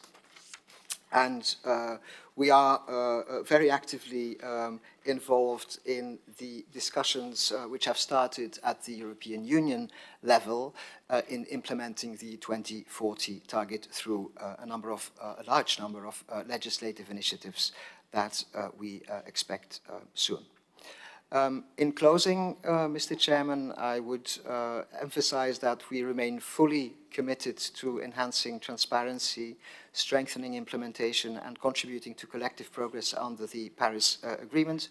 We look forward very much to the exchange with other parties to continue to learn from each other. So questions, recommendations, suggestions would be very welcome indeed. I thank you.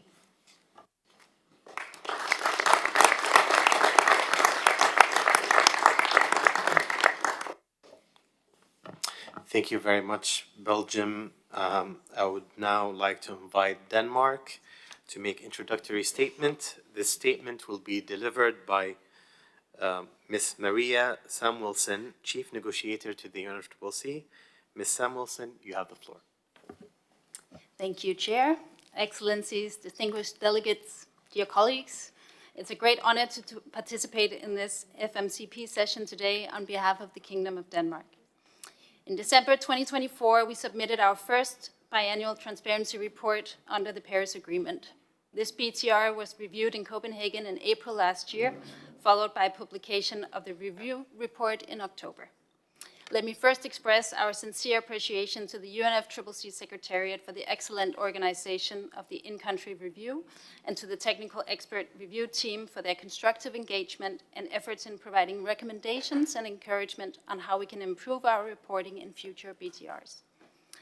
Let me also thank Australia, Canada, and New Zealand for their interest and written questions during the first part of the FMCP. I hope we provided you with clear answers. We are grateful for the opportunity to participate in this session, share information, and answer any clarifying questions you may have on the progress made in Denmark when it comes to Denmark's contribution to the implementation of the NDC of the EU and its member states. As mentioned, Denmark's NDC for 2030 is the EU NDC for 2030, submitted jointly by the EU and its member states. Please note that Greenland and the Faroe Islands are not in the EU and therefore not part of the EU NDC. Separate targets for Greenland and the Faroe Islands will be established by the governments in Greenland and the Faroe Islands, respectively. In the pre-recorded presentation, the progress in the EU and in Denmark is briefly explained. In our BTR1, you will find more in-depth information. However, on the 24th of March this year, a general election to the parliament took place in Denmark. after the election, negotiations on a new government went on until last week. A new government took office on the 3rd of June. The presentation available online was recorded before the new government took office. However, most of the information in the presentation is still valid under the new government, such as the information on the target and progress under the EU NDC, as well as the information on Denmark's latest inventories and projections.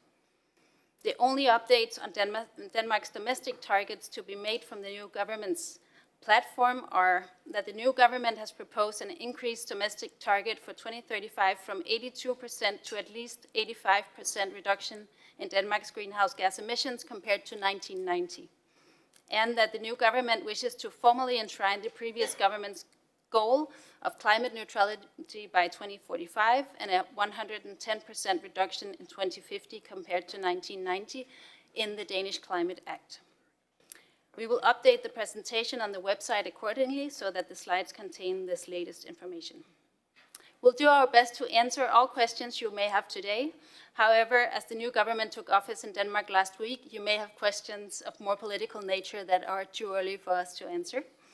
And if you have very detailed questions also regarding Greenland and the Faroe Islands, we will have to get back to you in writing as the experts are not here with us today. So in the interest of time, I will leave it there. Thank you very much for your attention.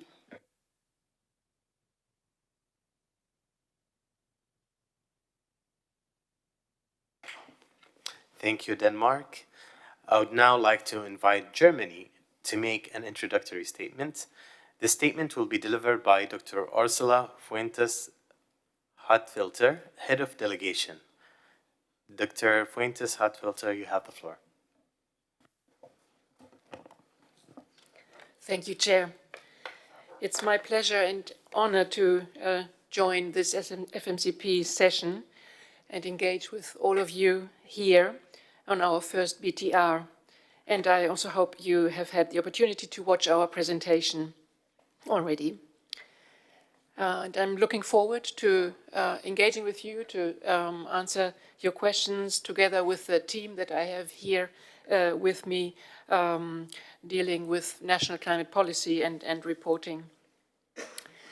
I would also like to join others in thanking the Secretariat for their support and also all the experts and all the countries for contributing and making best use of all the elements of the enhanced transparency framework of the Paris Agreement.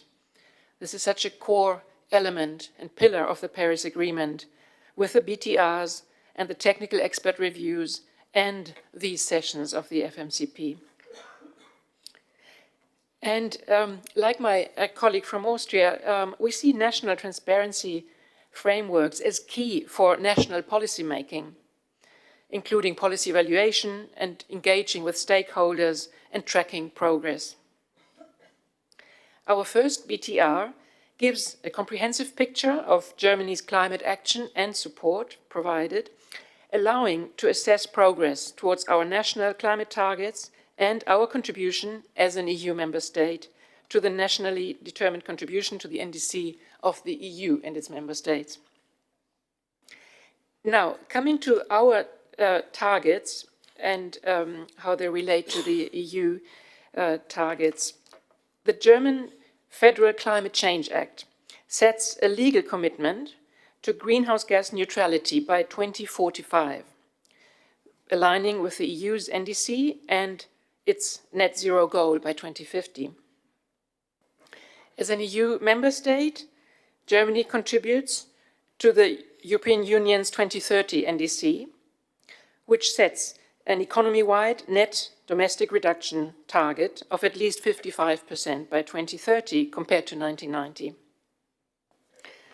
And up to 2040, our national, Germany's Federal Climate Change Act establishes an annual mitigation pathway, and progress is monitored annually, taking into account both historic emissions and projections. In addition, this act defines a land use change and forestry target, which obliges to protect and expand natural carbon sinks, forests, soils, and wetlands as part of the overall balance. In 2025, Germany already achieved a 48% cut compared to 1990. And in relation to our national target of reducing greenhouse gas emissions by 65% by 2030 compared to 1990, this, as our latest projections and analysis shows, remains within reach, but is likely to require additional climate action. And our longer-term projections indicate that with current policies, we're not yet on track to reach our 2040 interim target, which is a reduction of at least 88% compared to 1990, and also the 2045 net zero goal. The energy and industry sectors are already delivering large contributions to these reductions, while the transport and building sectors require stronger action to unlock the remaining mitigation potential. Thus, additional measures are required, and this is what the recent Climate Action Programme 2026 is intended to address. As it was agreed in March 2026, its impact is not yet included in the 2026 projections. And this is estimated to cut additional 27 million tons of CO2 equivalent greenhouse gas emissions up to 2030 and substantially reduce gaps to short and long-term mitigation targets. And we go into this in our presentation in more detail. But just to highlight the role of renewable energy, as this is such a central element in this endeavor of climate policy, but also key to making Germany less dependent on imported fossil fuels. They form the foundation of a stable, sustainable and affordable energy system. Over the last 2 decades, the share of renewables has risen substantially in Germany. By 2025, renewables have supplied 55% of all electricity consumed. And looking at the total energy use, so including not only electricity, but also heat and transport, more than 20% of the overall energy demand is already covered by renewable sources. So these figures show how far we have progressed and underline the crucial role of renewable energy that will continue to play in securing Germany's energy future. Now, coming to climate finance, Germany is not only doing its homework at home, but also follows up on international commitments, and we are a reliable partner in the provision of international climate finance. In 2024, Germany contributed 11.8 billion euros to climate finance, and thereof 6.11 billion euros are provided from the federal budget. And for this 6.11 billion euros that we provide from the federal budget, we have almost achieved our goal of a balanced share between mitigation and adaptation. Specifically, 54% was attributed to mitigation and 46% to adaptation measures. So this shows that we provide a fair share of climate finance to the $100 billion goal, and we will continue to do so under the NCQG. In closing, I would like to close by reiterating that Germany remains fully committed to meeting our ambitious climate targets nationally, within the European Union, and internationally. The 3 pillars, ambitious targets, evidence-based policy improvement, and robust financing, together guarantee that Germany stays a reliable leader and partner in the transition. We are now looking forward to questions from you. Thank you.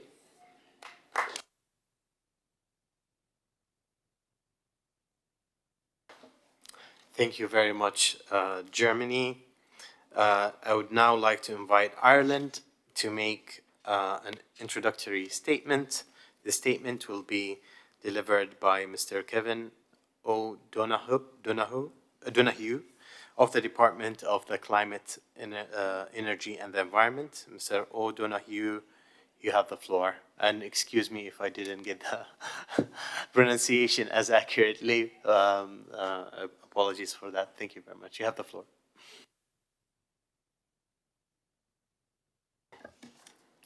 Thank you, Chair. Your pronunciation was just fine. Distinguished delegates, colleagues, I'm very pleased to join you here for Ireland's FMCP. And while, for the sake of time, you'll be delighted to hear I will not go over the entirety of Ireland's recorded presentation of the FMCP, I do want to take this opportunity to mention a few brief points. Since 1990, Ireland has seen a decrease in overall emissions. This is despite a population increase of over 45% and an almost fourfold increase in national income, demonstrating that it is possible to decouple growth from emissions. The projections show that emissions are expected to decline to 2030, particularly where additional planned policies and measures are implemented. They also show that meeting the 2030 target remains challenging and will require continued delivery of measures across the relevant sectors. Agriculture and transport remain areas requiring particular focus for Ireland. Our aim is to reduce emissions by 51% by 2030 compared to the 2018 baseline.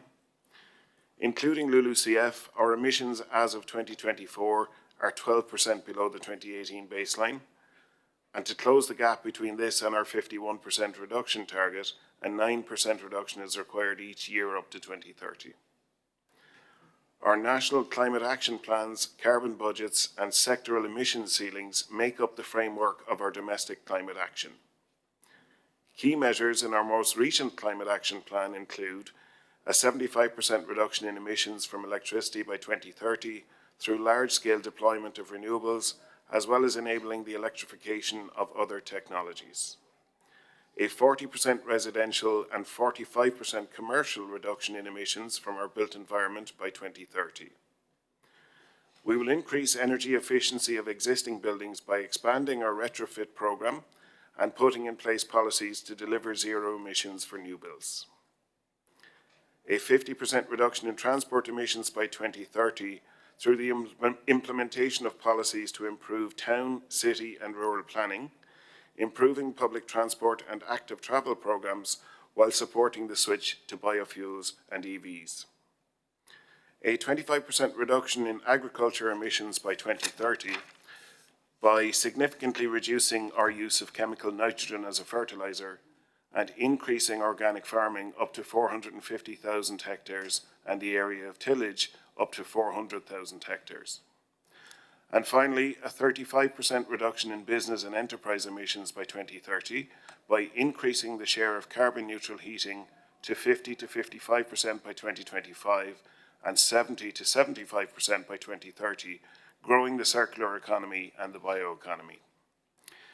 Ensuring that just transition remains at the heart of our climate action is core to our efforts, and recognising that certain climate change impacts are now baked in, we have also put considerable efforts into sectoral adaptation plans and a national adaptation framework, the latter of which we have submitted to the UNFCCC as Ireland's National Adaptation Plan. International climate finance remains central to Ireland's international climate diplomacy.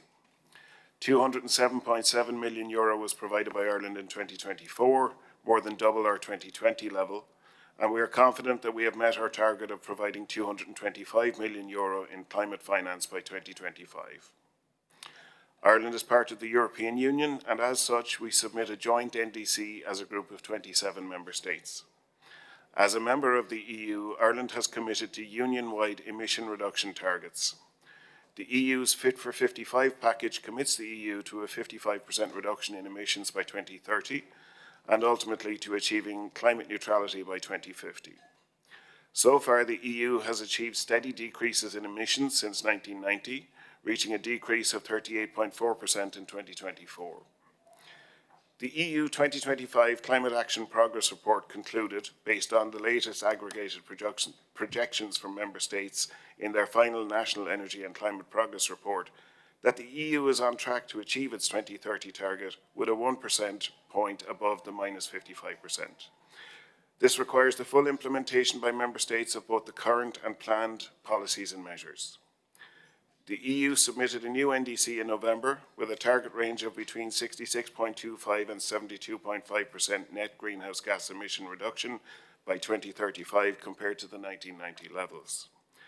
The EU Council also agreed upon a legally binding net emissions reduction target for 2040 of 90% compared to 1990 levels.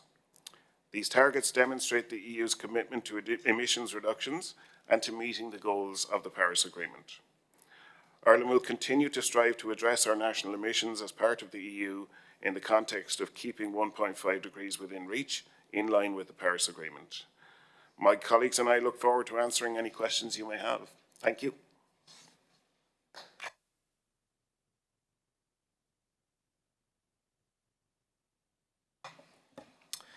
Thank you for our esteemed delegates for their introductory statements. And now we will be moving to the combined questions and answer segment. And with that, I'll open the floor for questions from parties. I will collect the number of the questions from parties before inviting delegates from Austria, Belgium, Denmark, Germany, and Ireland to respond. As a reminder, kindly begin by indicating which party or parties under the FMCP your question is directed to. So with that, well, if you can kindly raise your flag if you have any questions, and we will be tracking the list of the requests from the floor.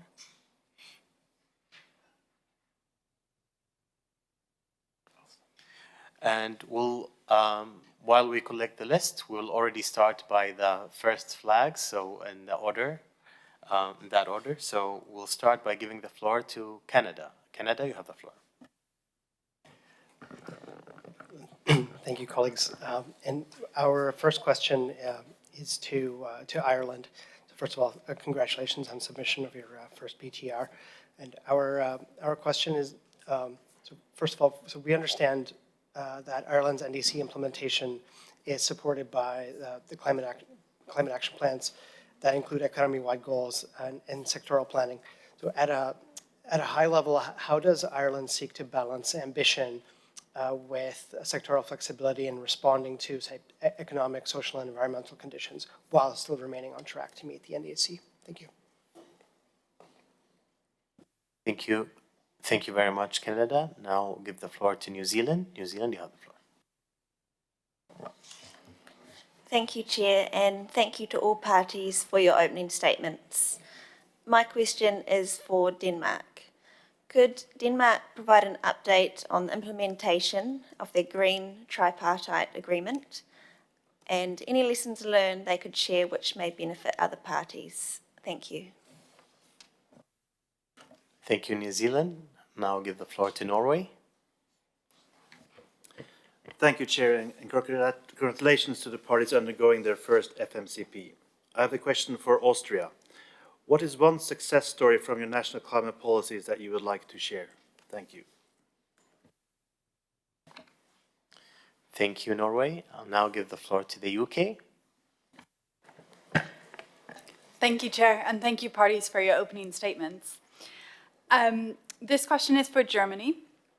You mentioned in your BTR the International Climate Initiative, which funds support in other countries to increase climate action and biodiversity conservation.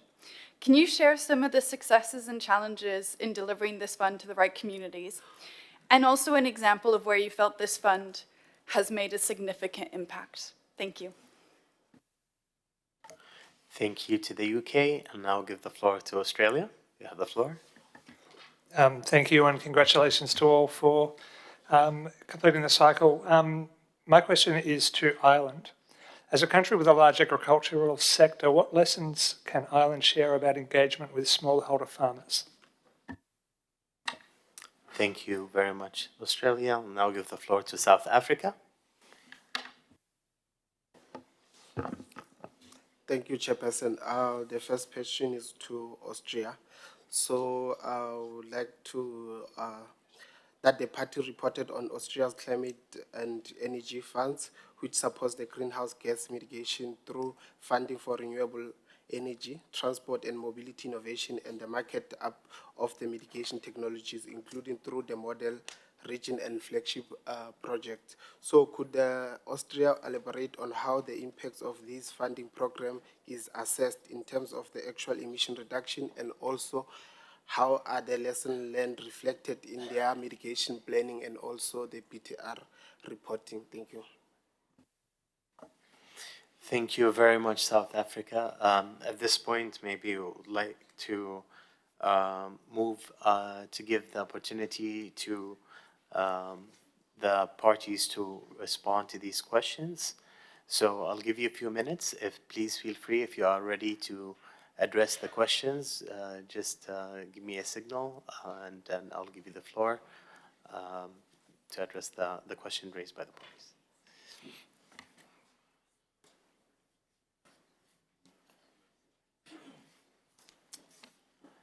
Thank you. Denmark, you have the floor. Thank you so much, and thanks to New Zealand for the question on the Green Tripart Agreement, which I'm happy to update on, and apologize if I'm a bit lengthy. But the agreement includes measures that will enable a just and fast transition to support a strong and competitive agri-food sector, and this will ensure attractive jobs and support business opportunities. So it introduces a tax on carbon emissions from livestock from 2030, starting at 300 Danish kroner per ton of CO2 equivalent, increasing to 750 Danish kroner per ton of CO2 equivalent in 2035. A base reduction of 60% will be added, which means that the measure will have an effective tax rate of 120 Danish kroner per ton of CO2 equivalent in 2030, increasing to 300 tons of CO2 equivalent. The agreement also introduces a tax on carbon emissions from carbon-rich agricultural lands of 40 Danish kroner per ton of CO2 equivalent by 2028. The purpose of this tax is to increase the incentive for farmers to take part in the rewetting of 140,000 hectares of carbon-rich agricultural land, including peripheral areas.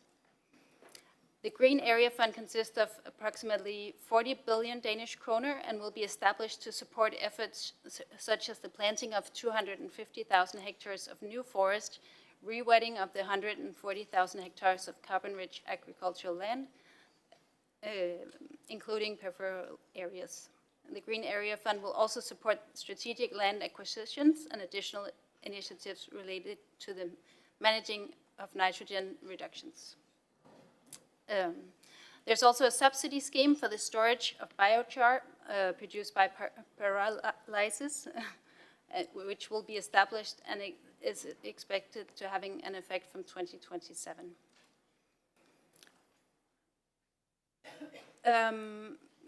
The initiative totals approximately 10 billion Danish kroner until 2045, and the initiative is expected to storage 0.3 million tons of greenhouse gas in 2030, with a potential of up to 0.6 million tons.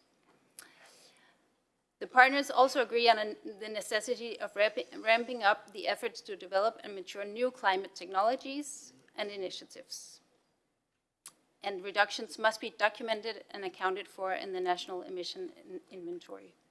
So overall, the estimate is that the CO2 equivalent tax on agriculture will reduce Denmark's greenhouse gas emissions by 1.8 million tons of CO2 equivalent in 2030 and potential of 2.6 million tons of CO2 equivalent in 2030. So the agreement will be revisited to guarantee a reduction of 2.2 million tons of CO2 equivalent in 2030. The ministries involved are currently working on implementing the tax models for the CO2 taxes on agriculture, securing the best possible frameworks for the tax, ensuring the farmers and landowners have incentive to reduce their on-farm emissions, and by using climate technologies and taking out land. The current work on the framework of the tax benefits from having a solid model designed by an expert group, and the model takes the economic development of the agri-sector into account while taxing emissions. We also advise involving stakeholders in the work with the potential tax on an ongoing basis. In addition to the political parties involved, we have a good dialogue with the industry and interest organization in the implementation of the agreement. I think that's it from my side. Thanks. Thank you, Denmark. And now I'll give the floor to Ireland. Ireland, you have the floor. Thank you, Chair, and thank you to Canada for the question, and indeed for some of the written ones as well that we had beforehand. I suppose, look, having legally binding sectoral targets in addition to the national targets, is important to ensure that all sectors achieve their maximum ambition. There is flexibility within them in terms of the target attainment that we do keep an eye on at a national level. But there is an important element to the sectoral one as well, in that we are trying to ensure that it is a just transition to climate neutrality, with the provision for that just transition captured in the 2021 Climate Act. And in light of that, to give effect to the statutory commitment, the Climate Action Plan 2021 introduced a just transition framework, which guides the integration of the just transition directly into climate policy, using 4 principles focusing on the need for an evidence-based approach to a plan for the just transition, equipping people with the right skills to participate in the future economy, ensuring the costs are shared so that existing inequalities are not exacerbated, and social dialogue with impacted citizens and communities. So it kind of proves, I suppose, that this is a living engagement that we have, and all ministers are expected to apply the just transition principles when formulating and implementing their climate action policies, so that the policies are informed by the need to ensure a just transition, while also ensuring that we do keep an eye on the national target and we are actually attaining on that basis. And in terms of our second question then from Australia, lessons learned for engagement with smallholder farms and communities. It's a very challenging space, there's no doubt about that, but there have been significant knowledge transfer activities over the last number of years, included in the Chagisk signpost program that is aimed at bringing research results directly to the farmer through demonstration on the signpost farms. The Chagisk Climate Action Plan also recently established Virtual Climate Centre in Johnstown Castle. Board B, a sustainability audit conducted on a majority of farms, is now linked as well, which provides an opportunity for farmers to know their number in terms of emissions impacts. And further information on that can be provided if needs be. Yeah, there is further detail on that, Chair, but it is actually quite detailed, so I'm happy to respond directly to Australia in written form if that works. Thank you. Thank you very much, Ireland.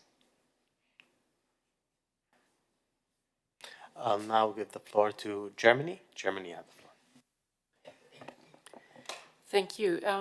I would like to actually give the floor to a colleague, Henrike Reich, who's leading on climate finance, but she is here online, so if you could switch to her. Thank you.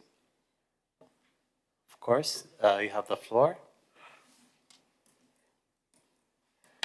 Yeah, thank you very much. I'm very glad to join you today in this discussion. We got the question about the International Climate Initiative. The International Climate Initiative is one central element of German's climate finance. It is managed by the Environment Ministry and is it's about 15% of our overall climate finance. So the largest part is implemented by Development Cooperation. So what's the specific element about the International Climate Initiative? That's run by the Climate and Environment Ministry. It started in 2008, sorry. So far, we financed over 1,100 projects in over 150 countries. So what makes the ICI so specific? It's very geared to this process. So we are closely interacting with all of your parties. We are carefully listening to your needs and priorities, and that is how we design the International Climate Initiative. And I think that makes it very specific, as we are very close to this negotiation process. So if you look into the overarching elements that we work with in our ICI strategy, we are there to join you in to support you in your policy processes, to look into innovation, innovative projects, ideas, and to scaling them up, and to leverage climate finance. So I think that are like the key components. And with over 1,000 projects, we do have so many nice pilots, so very successful stories. I would rather invite you to spend a bit of time to look to check out our website, where you find all the details on all the projects that we are financing, where you get very specific information. And I think throughout, I think we do have many experiences in direct relation with many of the countries in the room. So maybe you have also like some stories to share out of the implementation of the International Climate Initiative. Thank you. Thank you very much, Germany. I'll now give the floor to Austria. You have the floor. Thank you for giving me the floor. And I just realized I never introduced myself. So my name is Cornelia Jäger, and I'm the deputy head of delegation. So apologies for that. Thank you for the questions to Norway and South Africa. And I start with the question from Norway on our success stories. And I would like to highlight 3 examples. The first one is on what we call the climate ticket.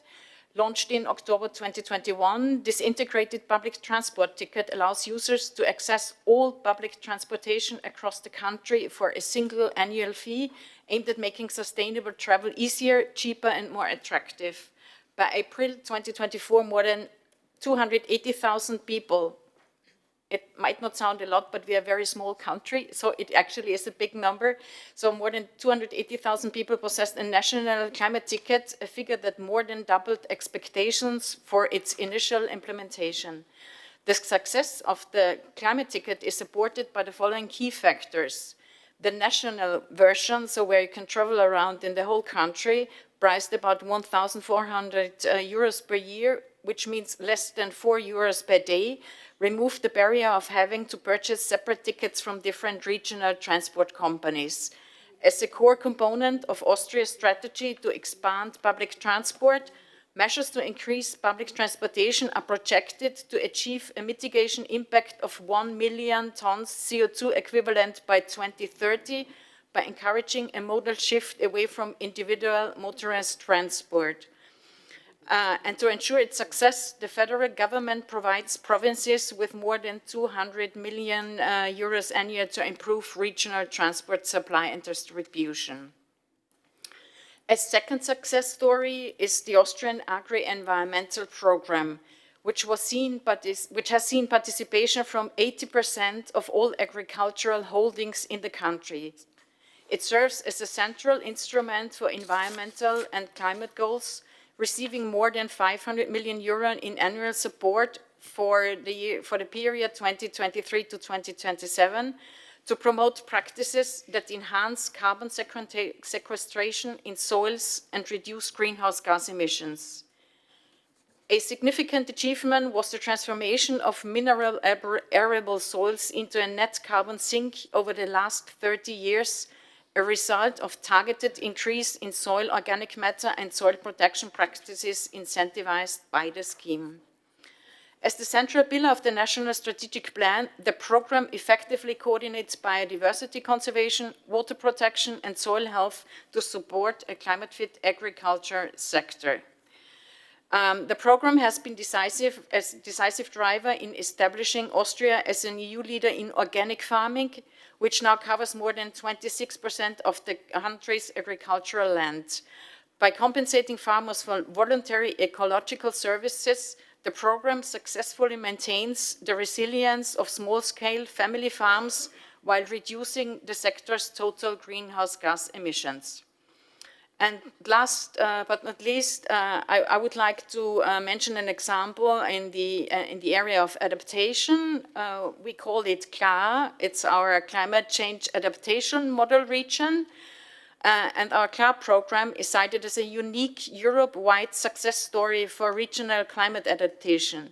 Launched 10 years ago, it supports regions and municipalities in preparing for climate change through a structured 4-phase process from assessment to monitoring that includes the appointment of a dedicated adaptation manager and the implementation of at least 10 concrete regional measures. Currently, 93 model regions are active, encompassing more than 700 municipalities and approximately 2.2 million inhabitants. The program equips local decision makers with scientific data, tools like a hazard preparedness check and service platform for peer group learning and supporting tailor-made solutions. And for the response to the question from South Africa, I'm going to hand over to my colleague. Yes, many thanks to South Africa for your question. Austria places strong emphasis on monitoring and evaluating the effectiveness of climate-related funding programs. A good example is our National Climate and Energy Fund, which supports innovation, renewable energy, energy efficiency, sustainable mobility, and climate adaptation projects. For major programs, expected GHG emission reductions are estimated ex ante during program design and project selection. Subsequently, monitoring and evaluation activities are conducted to assess implementation progress and, where possible, actual emission reductions achieved. These assessments also consider additional benefits such as energy savings, technology uptake, and replication potential. The lessons learned from these evaluations feed directly into the design of future funding programs and climate policies.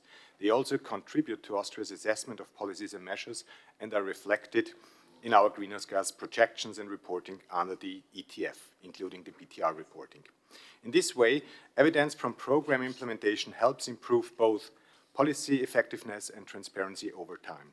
On the Climate and Energy Fund and the Domestic Environmental Support Scheme, which are our primary vehicles for these investments, we can say that 2023, the funding calls under the Environmental Support Scheme alone are expected to yield a cumulative emission reduction of 8 megatons over their lifetime. Since its inception in 2007, the Climate and Energy Fund has supported approximately 200,000 projects, and in 2023, the climate-specific subsidy triggered 3.1 billion euros in investment and saved roughly 3.2 megatons of CO2. Thank you very much. Thank you very much, Austria. At this point, I will go back to collect another round of questions, if you bear with us, and we'll get back to you again for another round of responses. So now I would like to move to give the floor for the questions to Saudi Arabia. You have the floor. Thank you, Chair, and congrats to all the parties for their first FMCP. We have two questions. The first is for Denmark. So Denmark identifies carbon capture and storage as one of the largest individual mitigation measures. With an estimated reduction of approximately 2,450 kilotons of carbon dioxide equivalent by 2030. Could Denmark elaborate on the key implementation challenges for scaling CCS and the measures being taken to ensure that the expected mitigation potential is achieved?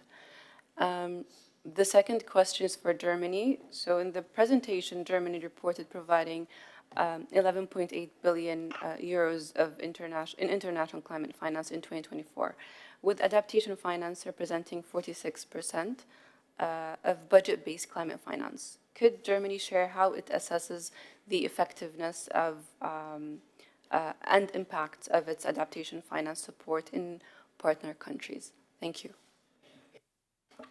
Thank you, Saudi Arabia. I'll now give the floor to Republic of Korea. You have the floor.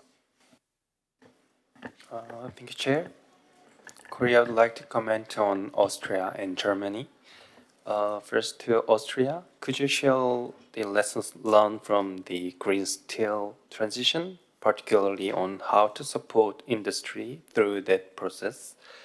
And to Germany, as a follow-up to our written questions on the EU ETS, we appreciate Germany's explanation that the diminishing effect of the ETS beyond 2040 reflects the expansion of the renewables.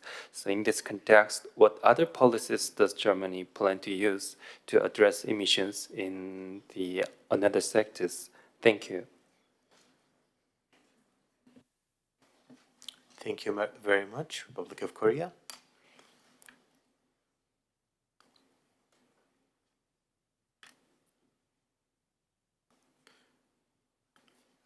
I see no request for the floor at this moment, so I will go back for any more questions. So I'll go back to our distinguished delegates. I'll give you a few minutes. Please let me know when you're ready to attend to the questions.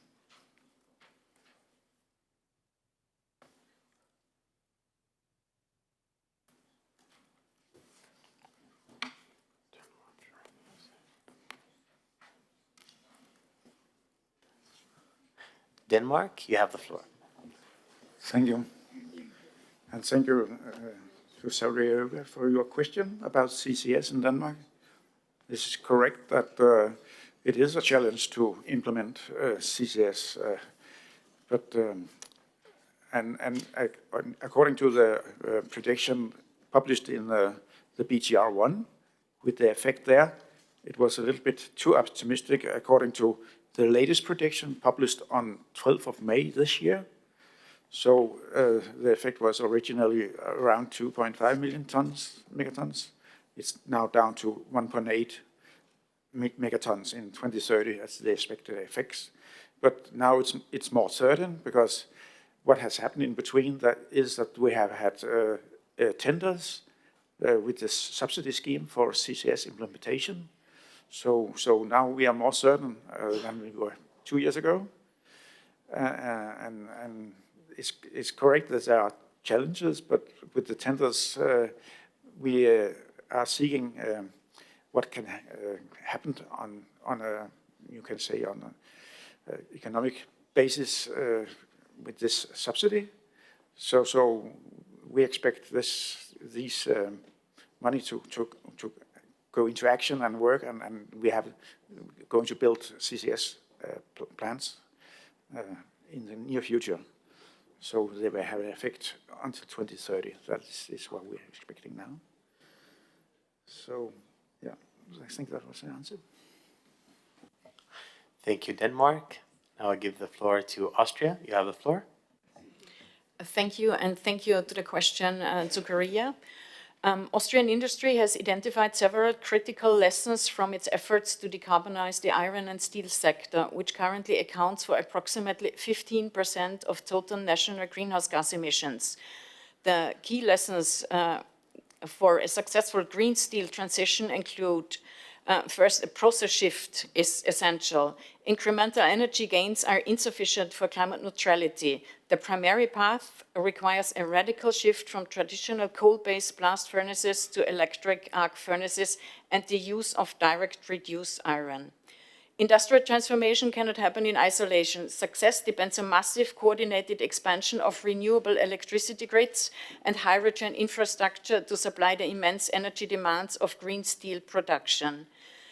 Decarbonizing energy-intensive sectors involves high investment and operating costs. Austria has committed approximately 2.7 billion euros through 2030, specifically for industrial transformation to provide the long-term predictability businesses need to invest in net zero technologies. Transitioning to green steel changes import dependencies. While reducing fossil fuel reliance, industry must manage new needs, such as the potential import of direct reduced iron and the scaling of green hydrogen production. A combination of carbon pricing, the EU ETS, innovative funding and market-side measures is required to maintain international competitiveness during the transition. Thank you. Thank you very much, Austria.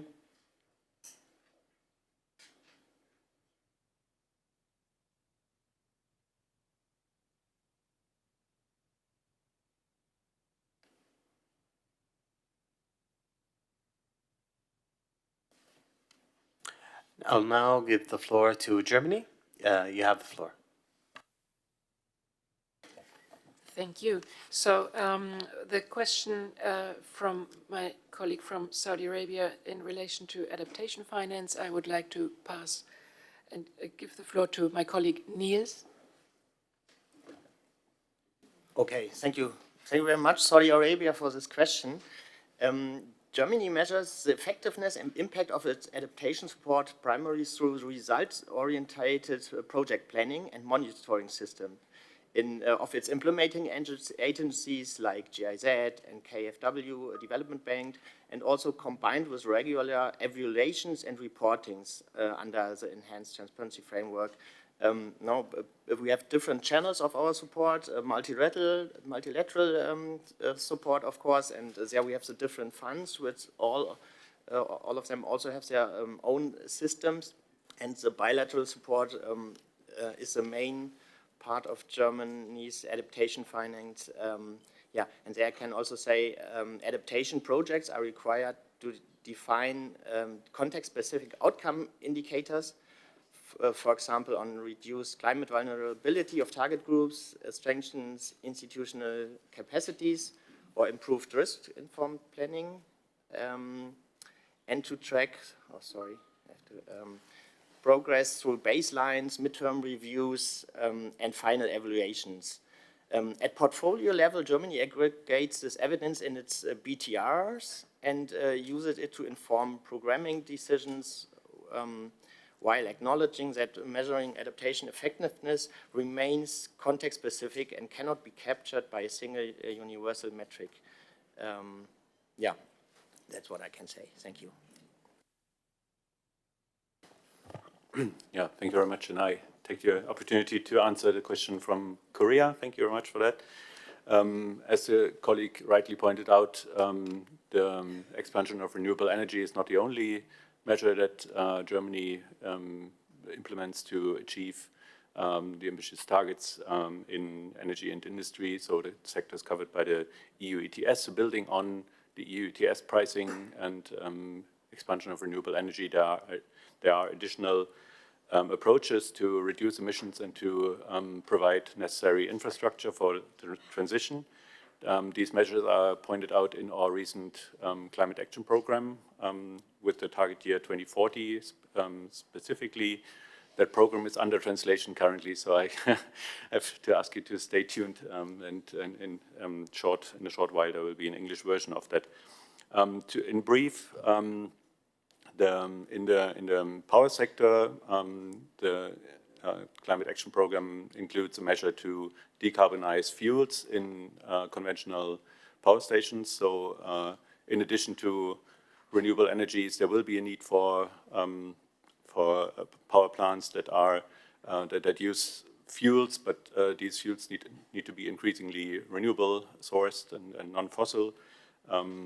As a first step for the necessary expansion of this kind of fuel in conventional plants, the government has decided, first of all, to require all power plants that are included in tenders for reliable capacity to be hydrogen ready, and it's also planned to initiate the first auctions for the conversion of conventional plants still this or next year. It's as a first step, as I said. Second pillar is circular economy in the industry sector. So in this regard, the climate action program includes a clear pathway of increasing the contribution of circular economy and circular use of materials to reduce the need for energy-intensive production of materials in the first place.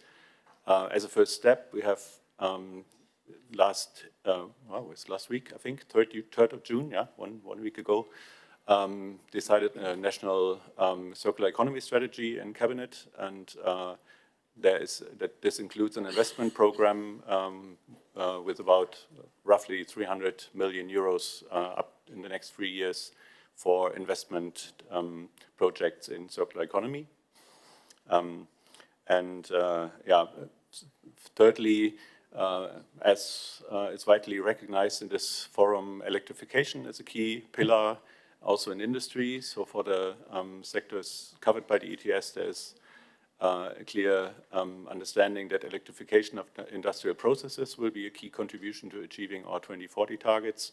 As a first step, we have agreed in the climate action program to invest in additional funding program for electrification of industry processes by 2.6 billion euros in the next financial horizon until 2030. So we are currently developing the details of this funding program, but it's, as I said, mainly focusing on electrification and kicking off the necessary scaling of this key pillar. So maybe, lastly, sorry for taking so long, but I don't want to miss this one, because there was also a question on CCS. So there's also, of course, in the end, will be a fraction of emissions that is hard to abate. And for this, CCS will play a role also in achieving the targets that we have.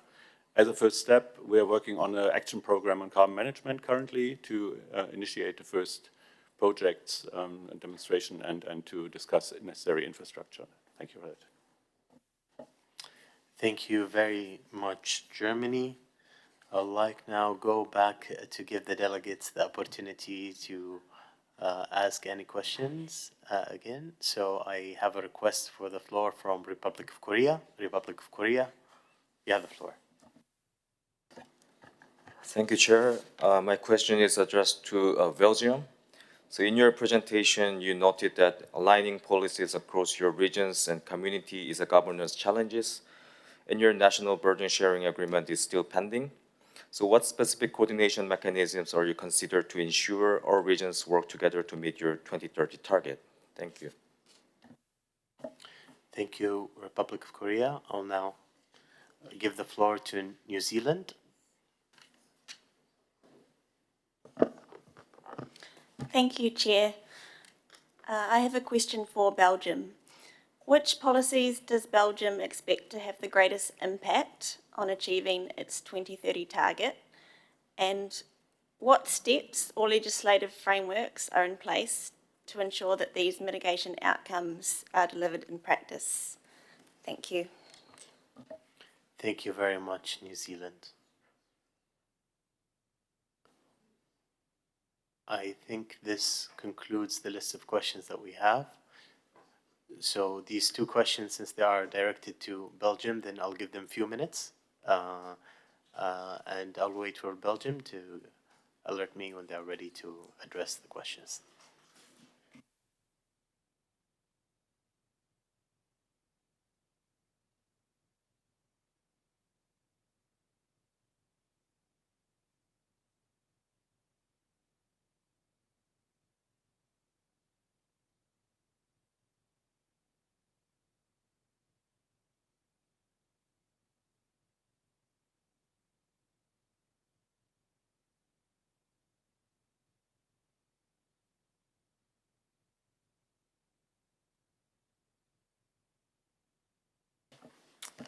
Thank you, Belgium. You have the floor. Thank you. Thank you very much to the Republic of Korea and New Zealand for the questions. I will have to be brief with regards to the governance question by Korea. Very much open to having a bilateral conversation if you want to delve deeper. As you said, yes, one of the elements of our central elements of our national climate policy, the so-called national burden sharing, which is the sharing of our national target between the federal government and the three regions, is still under political consideration. The formal coordination mechanism where such instruments are discussed is the central place there takes the so-called National Climate Commission with representatives from all four governments. That is the place where political discussions take place on the level of ministerial cabinets. There is the possibility of escalating this to an interministerial conference on the ministerial level, and higher up still the central coordination body between the federal and the federated entities, the so-called consultation committee on the level of prime minister and minister presidents, essentially. So that's the gist of the structures there. In terms of how we legislate, as it were, nationally, there is no such thing really as national legislation, except for legislation that governs the institutional arrangements, but we do have a means of legislating through so-called cooperation agreements, which formalize in a legal manner the agreements reached between the federal government and the federated entities, including notably on climate change. Happy to delve deeper, as I said, with the distinguished delegate from the Republic of Korea, if he would be interested. To the question by New Zealand, which policies would have the greatest impact.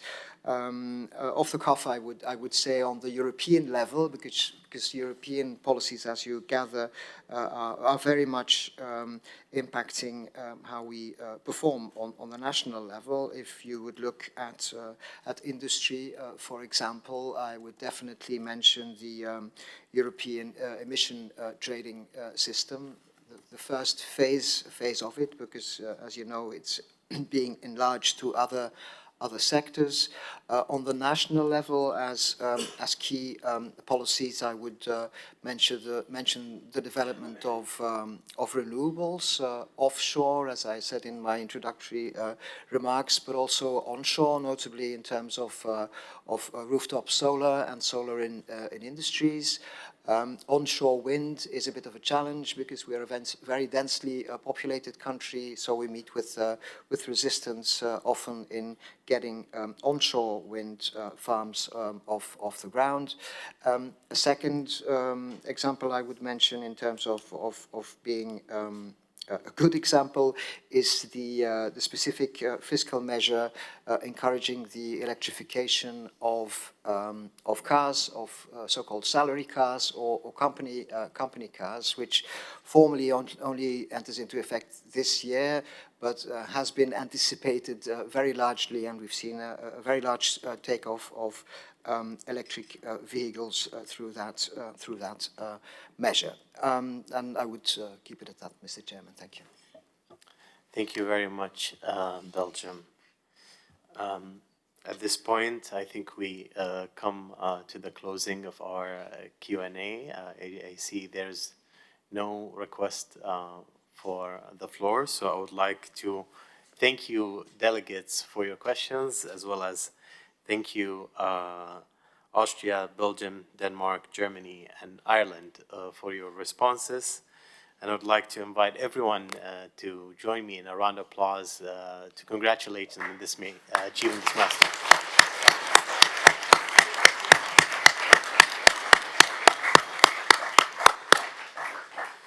So, delegates and colleagues, I would like to extend my thanks and congratulate all for actively engaging in these fruitful and positive discussions.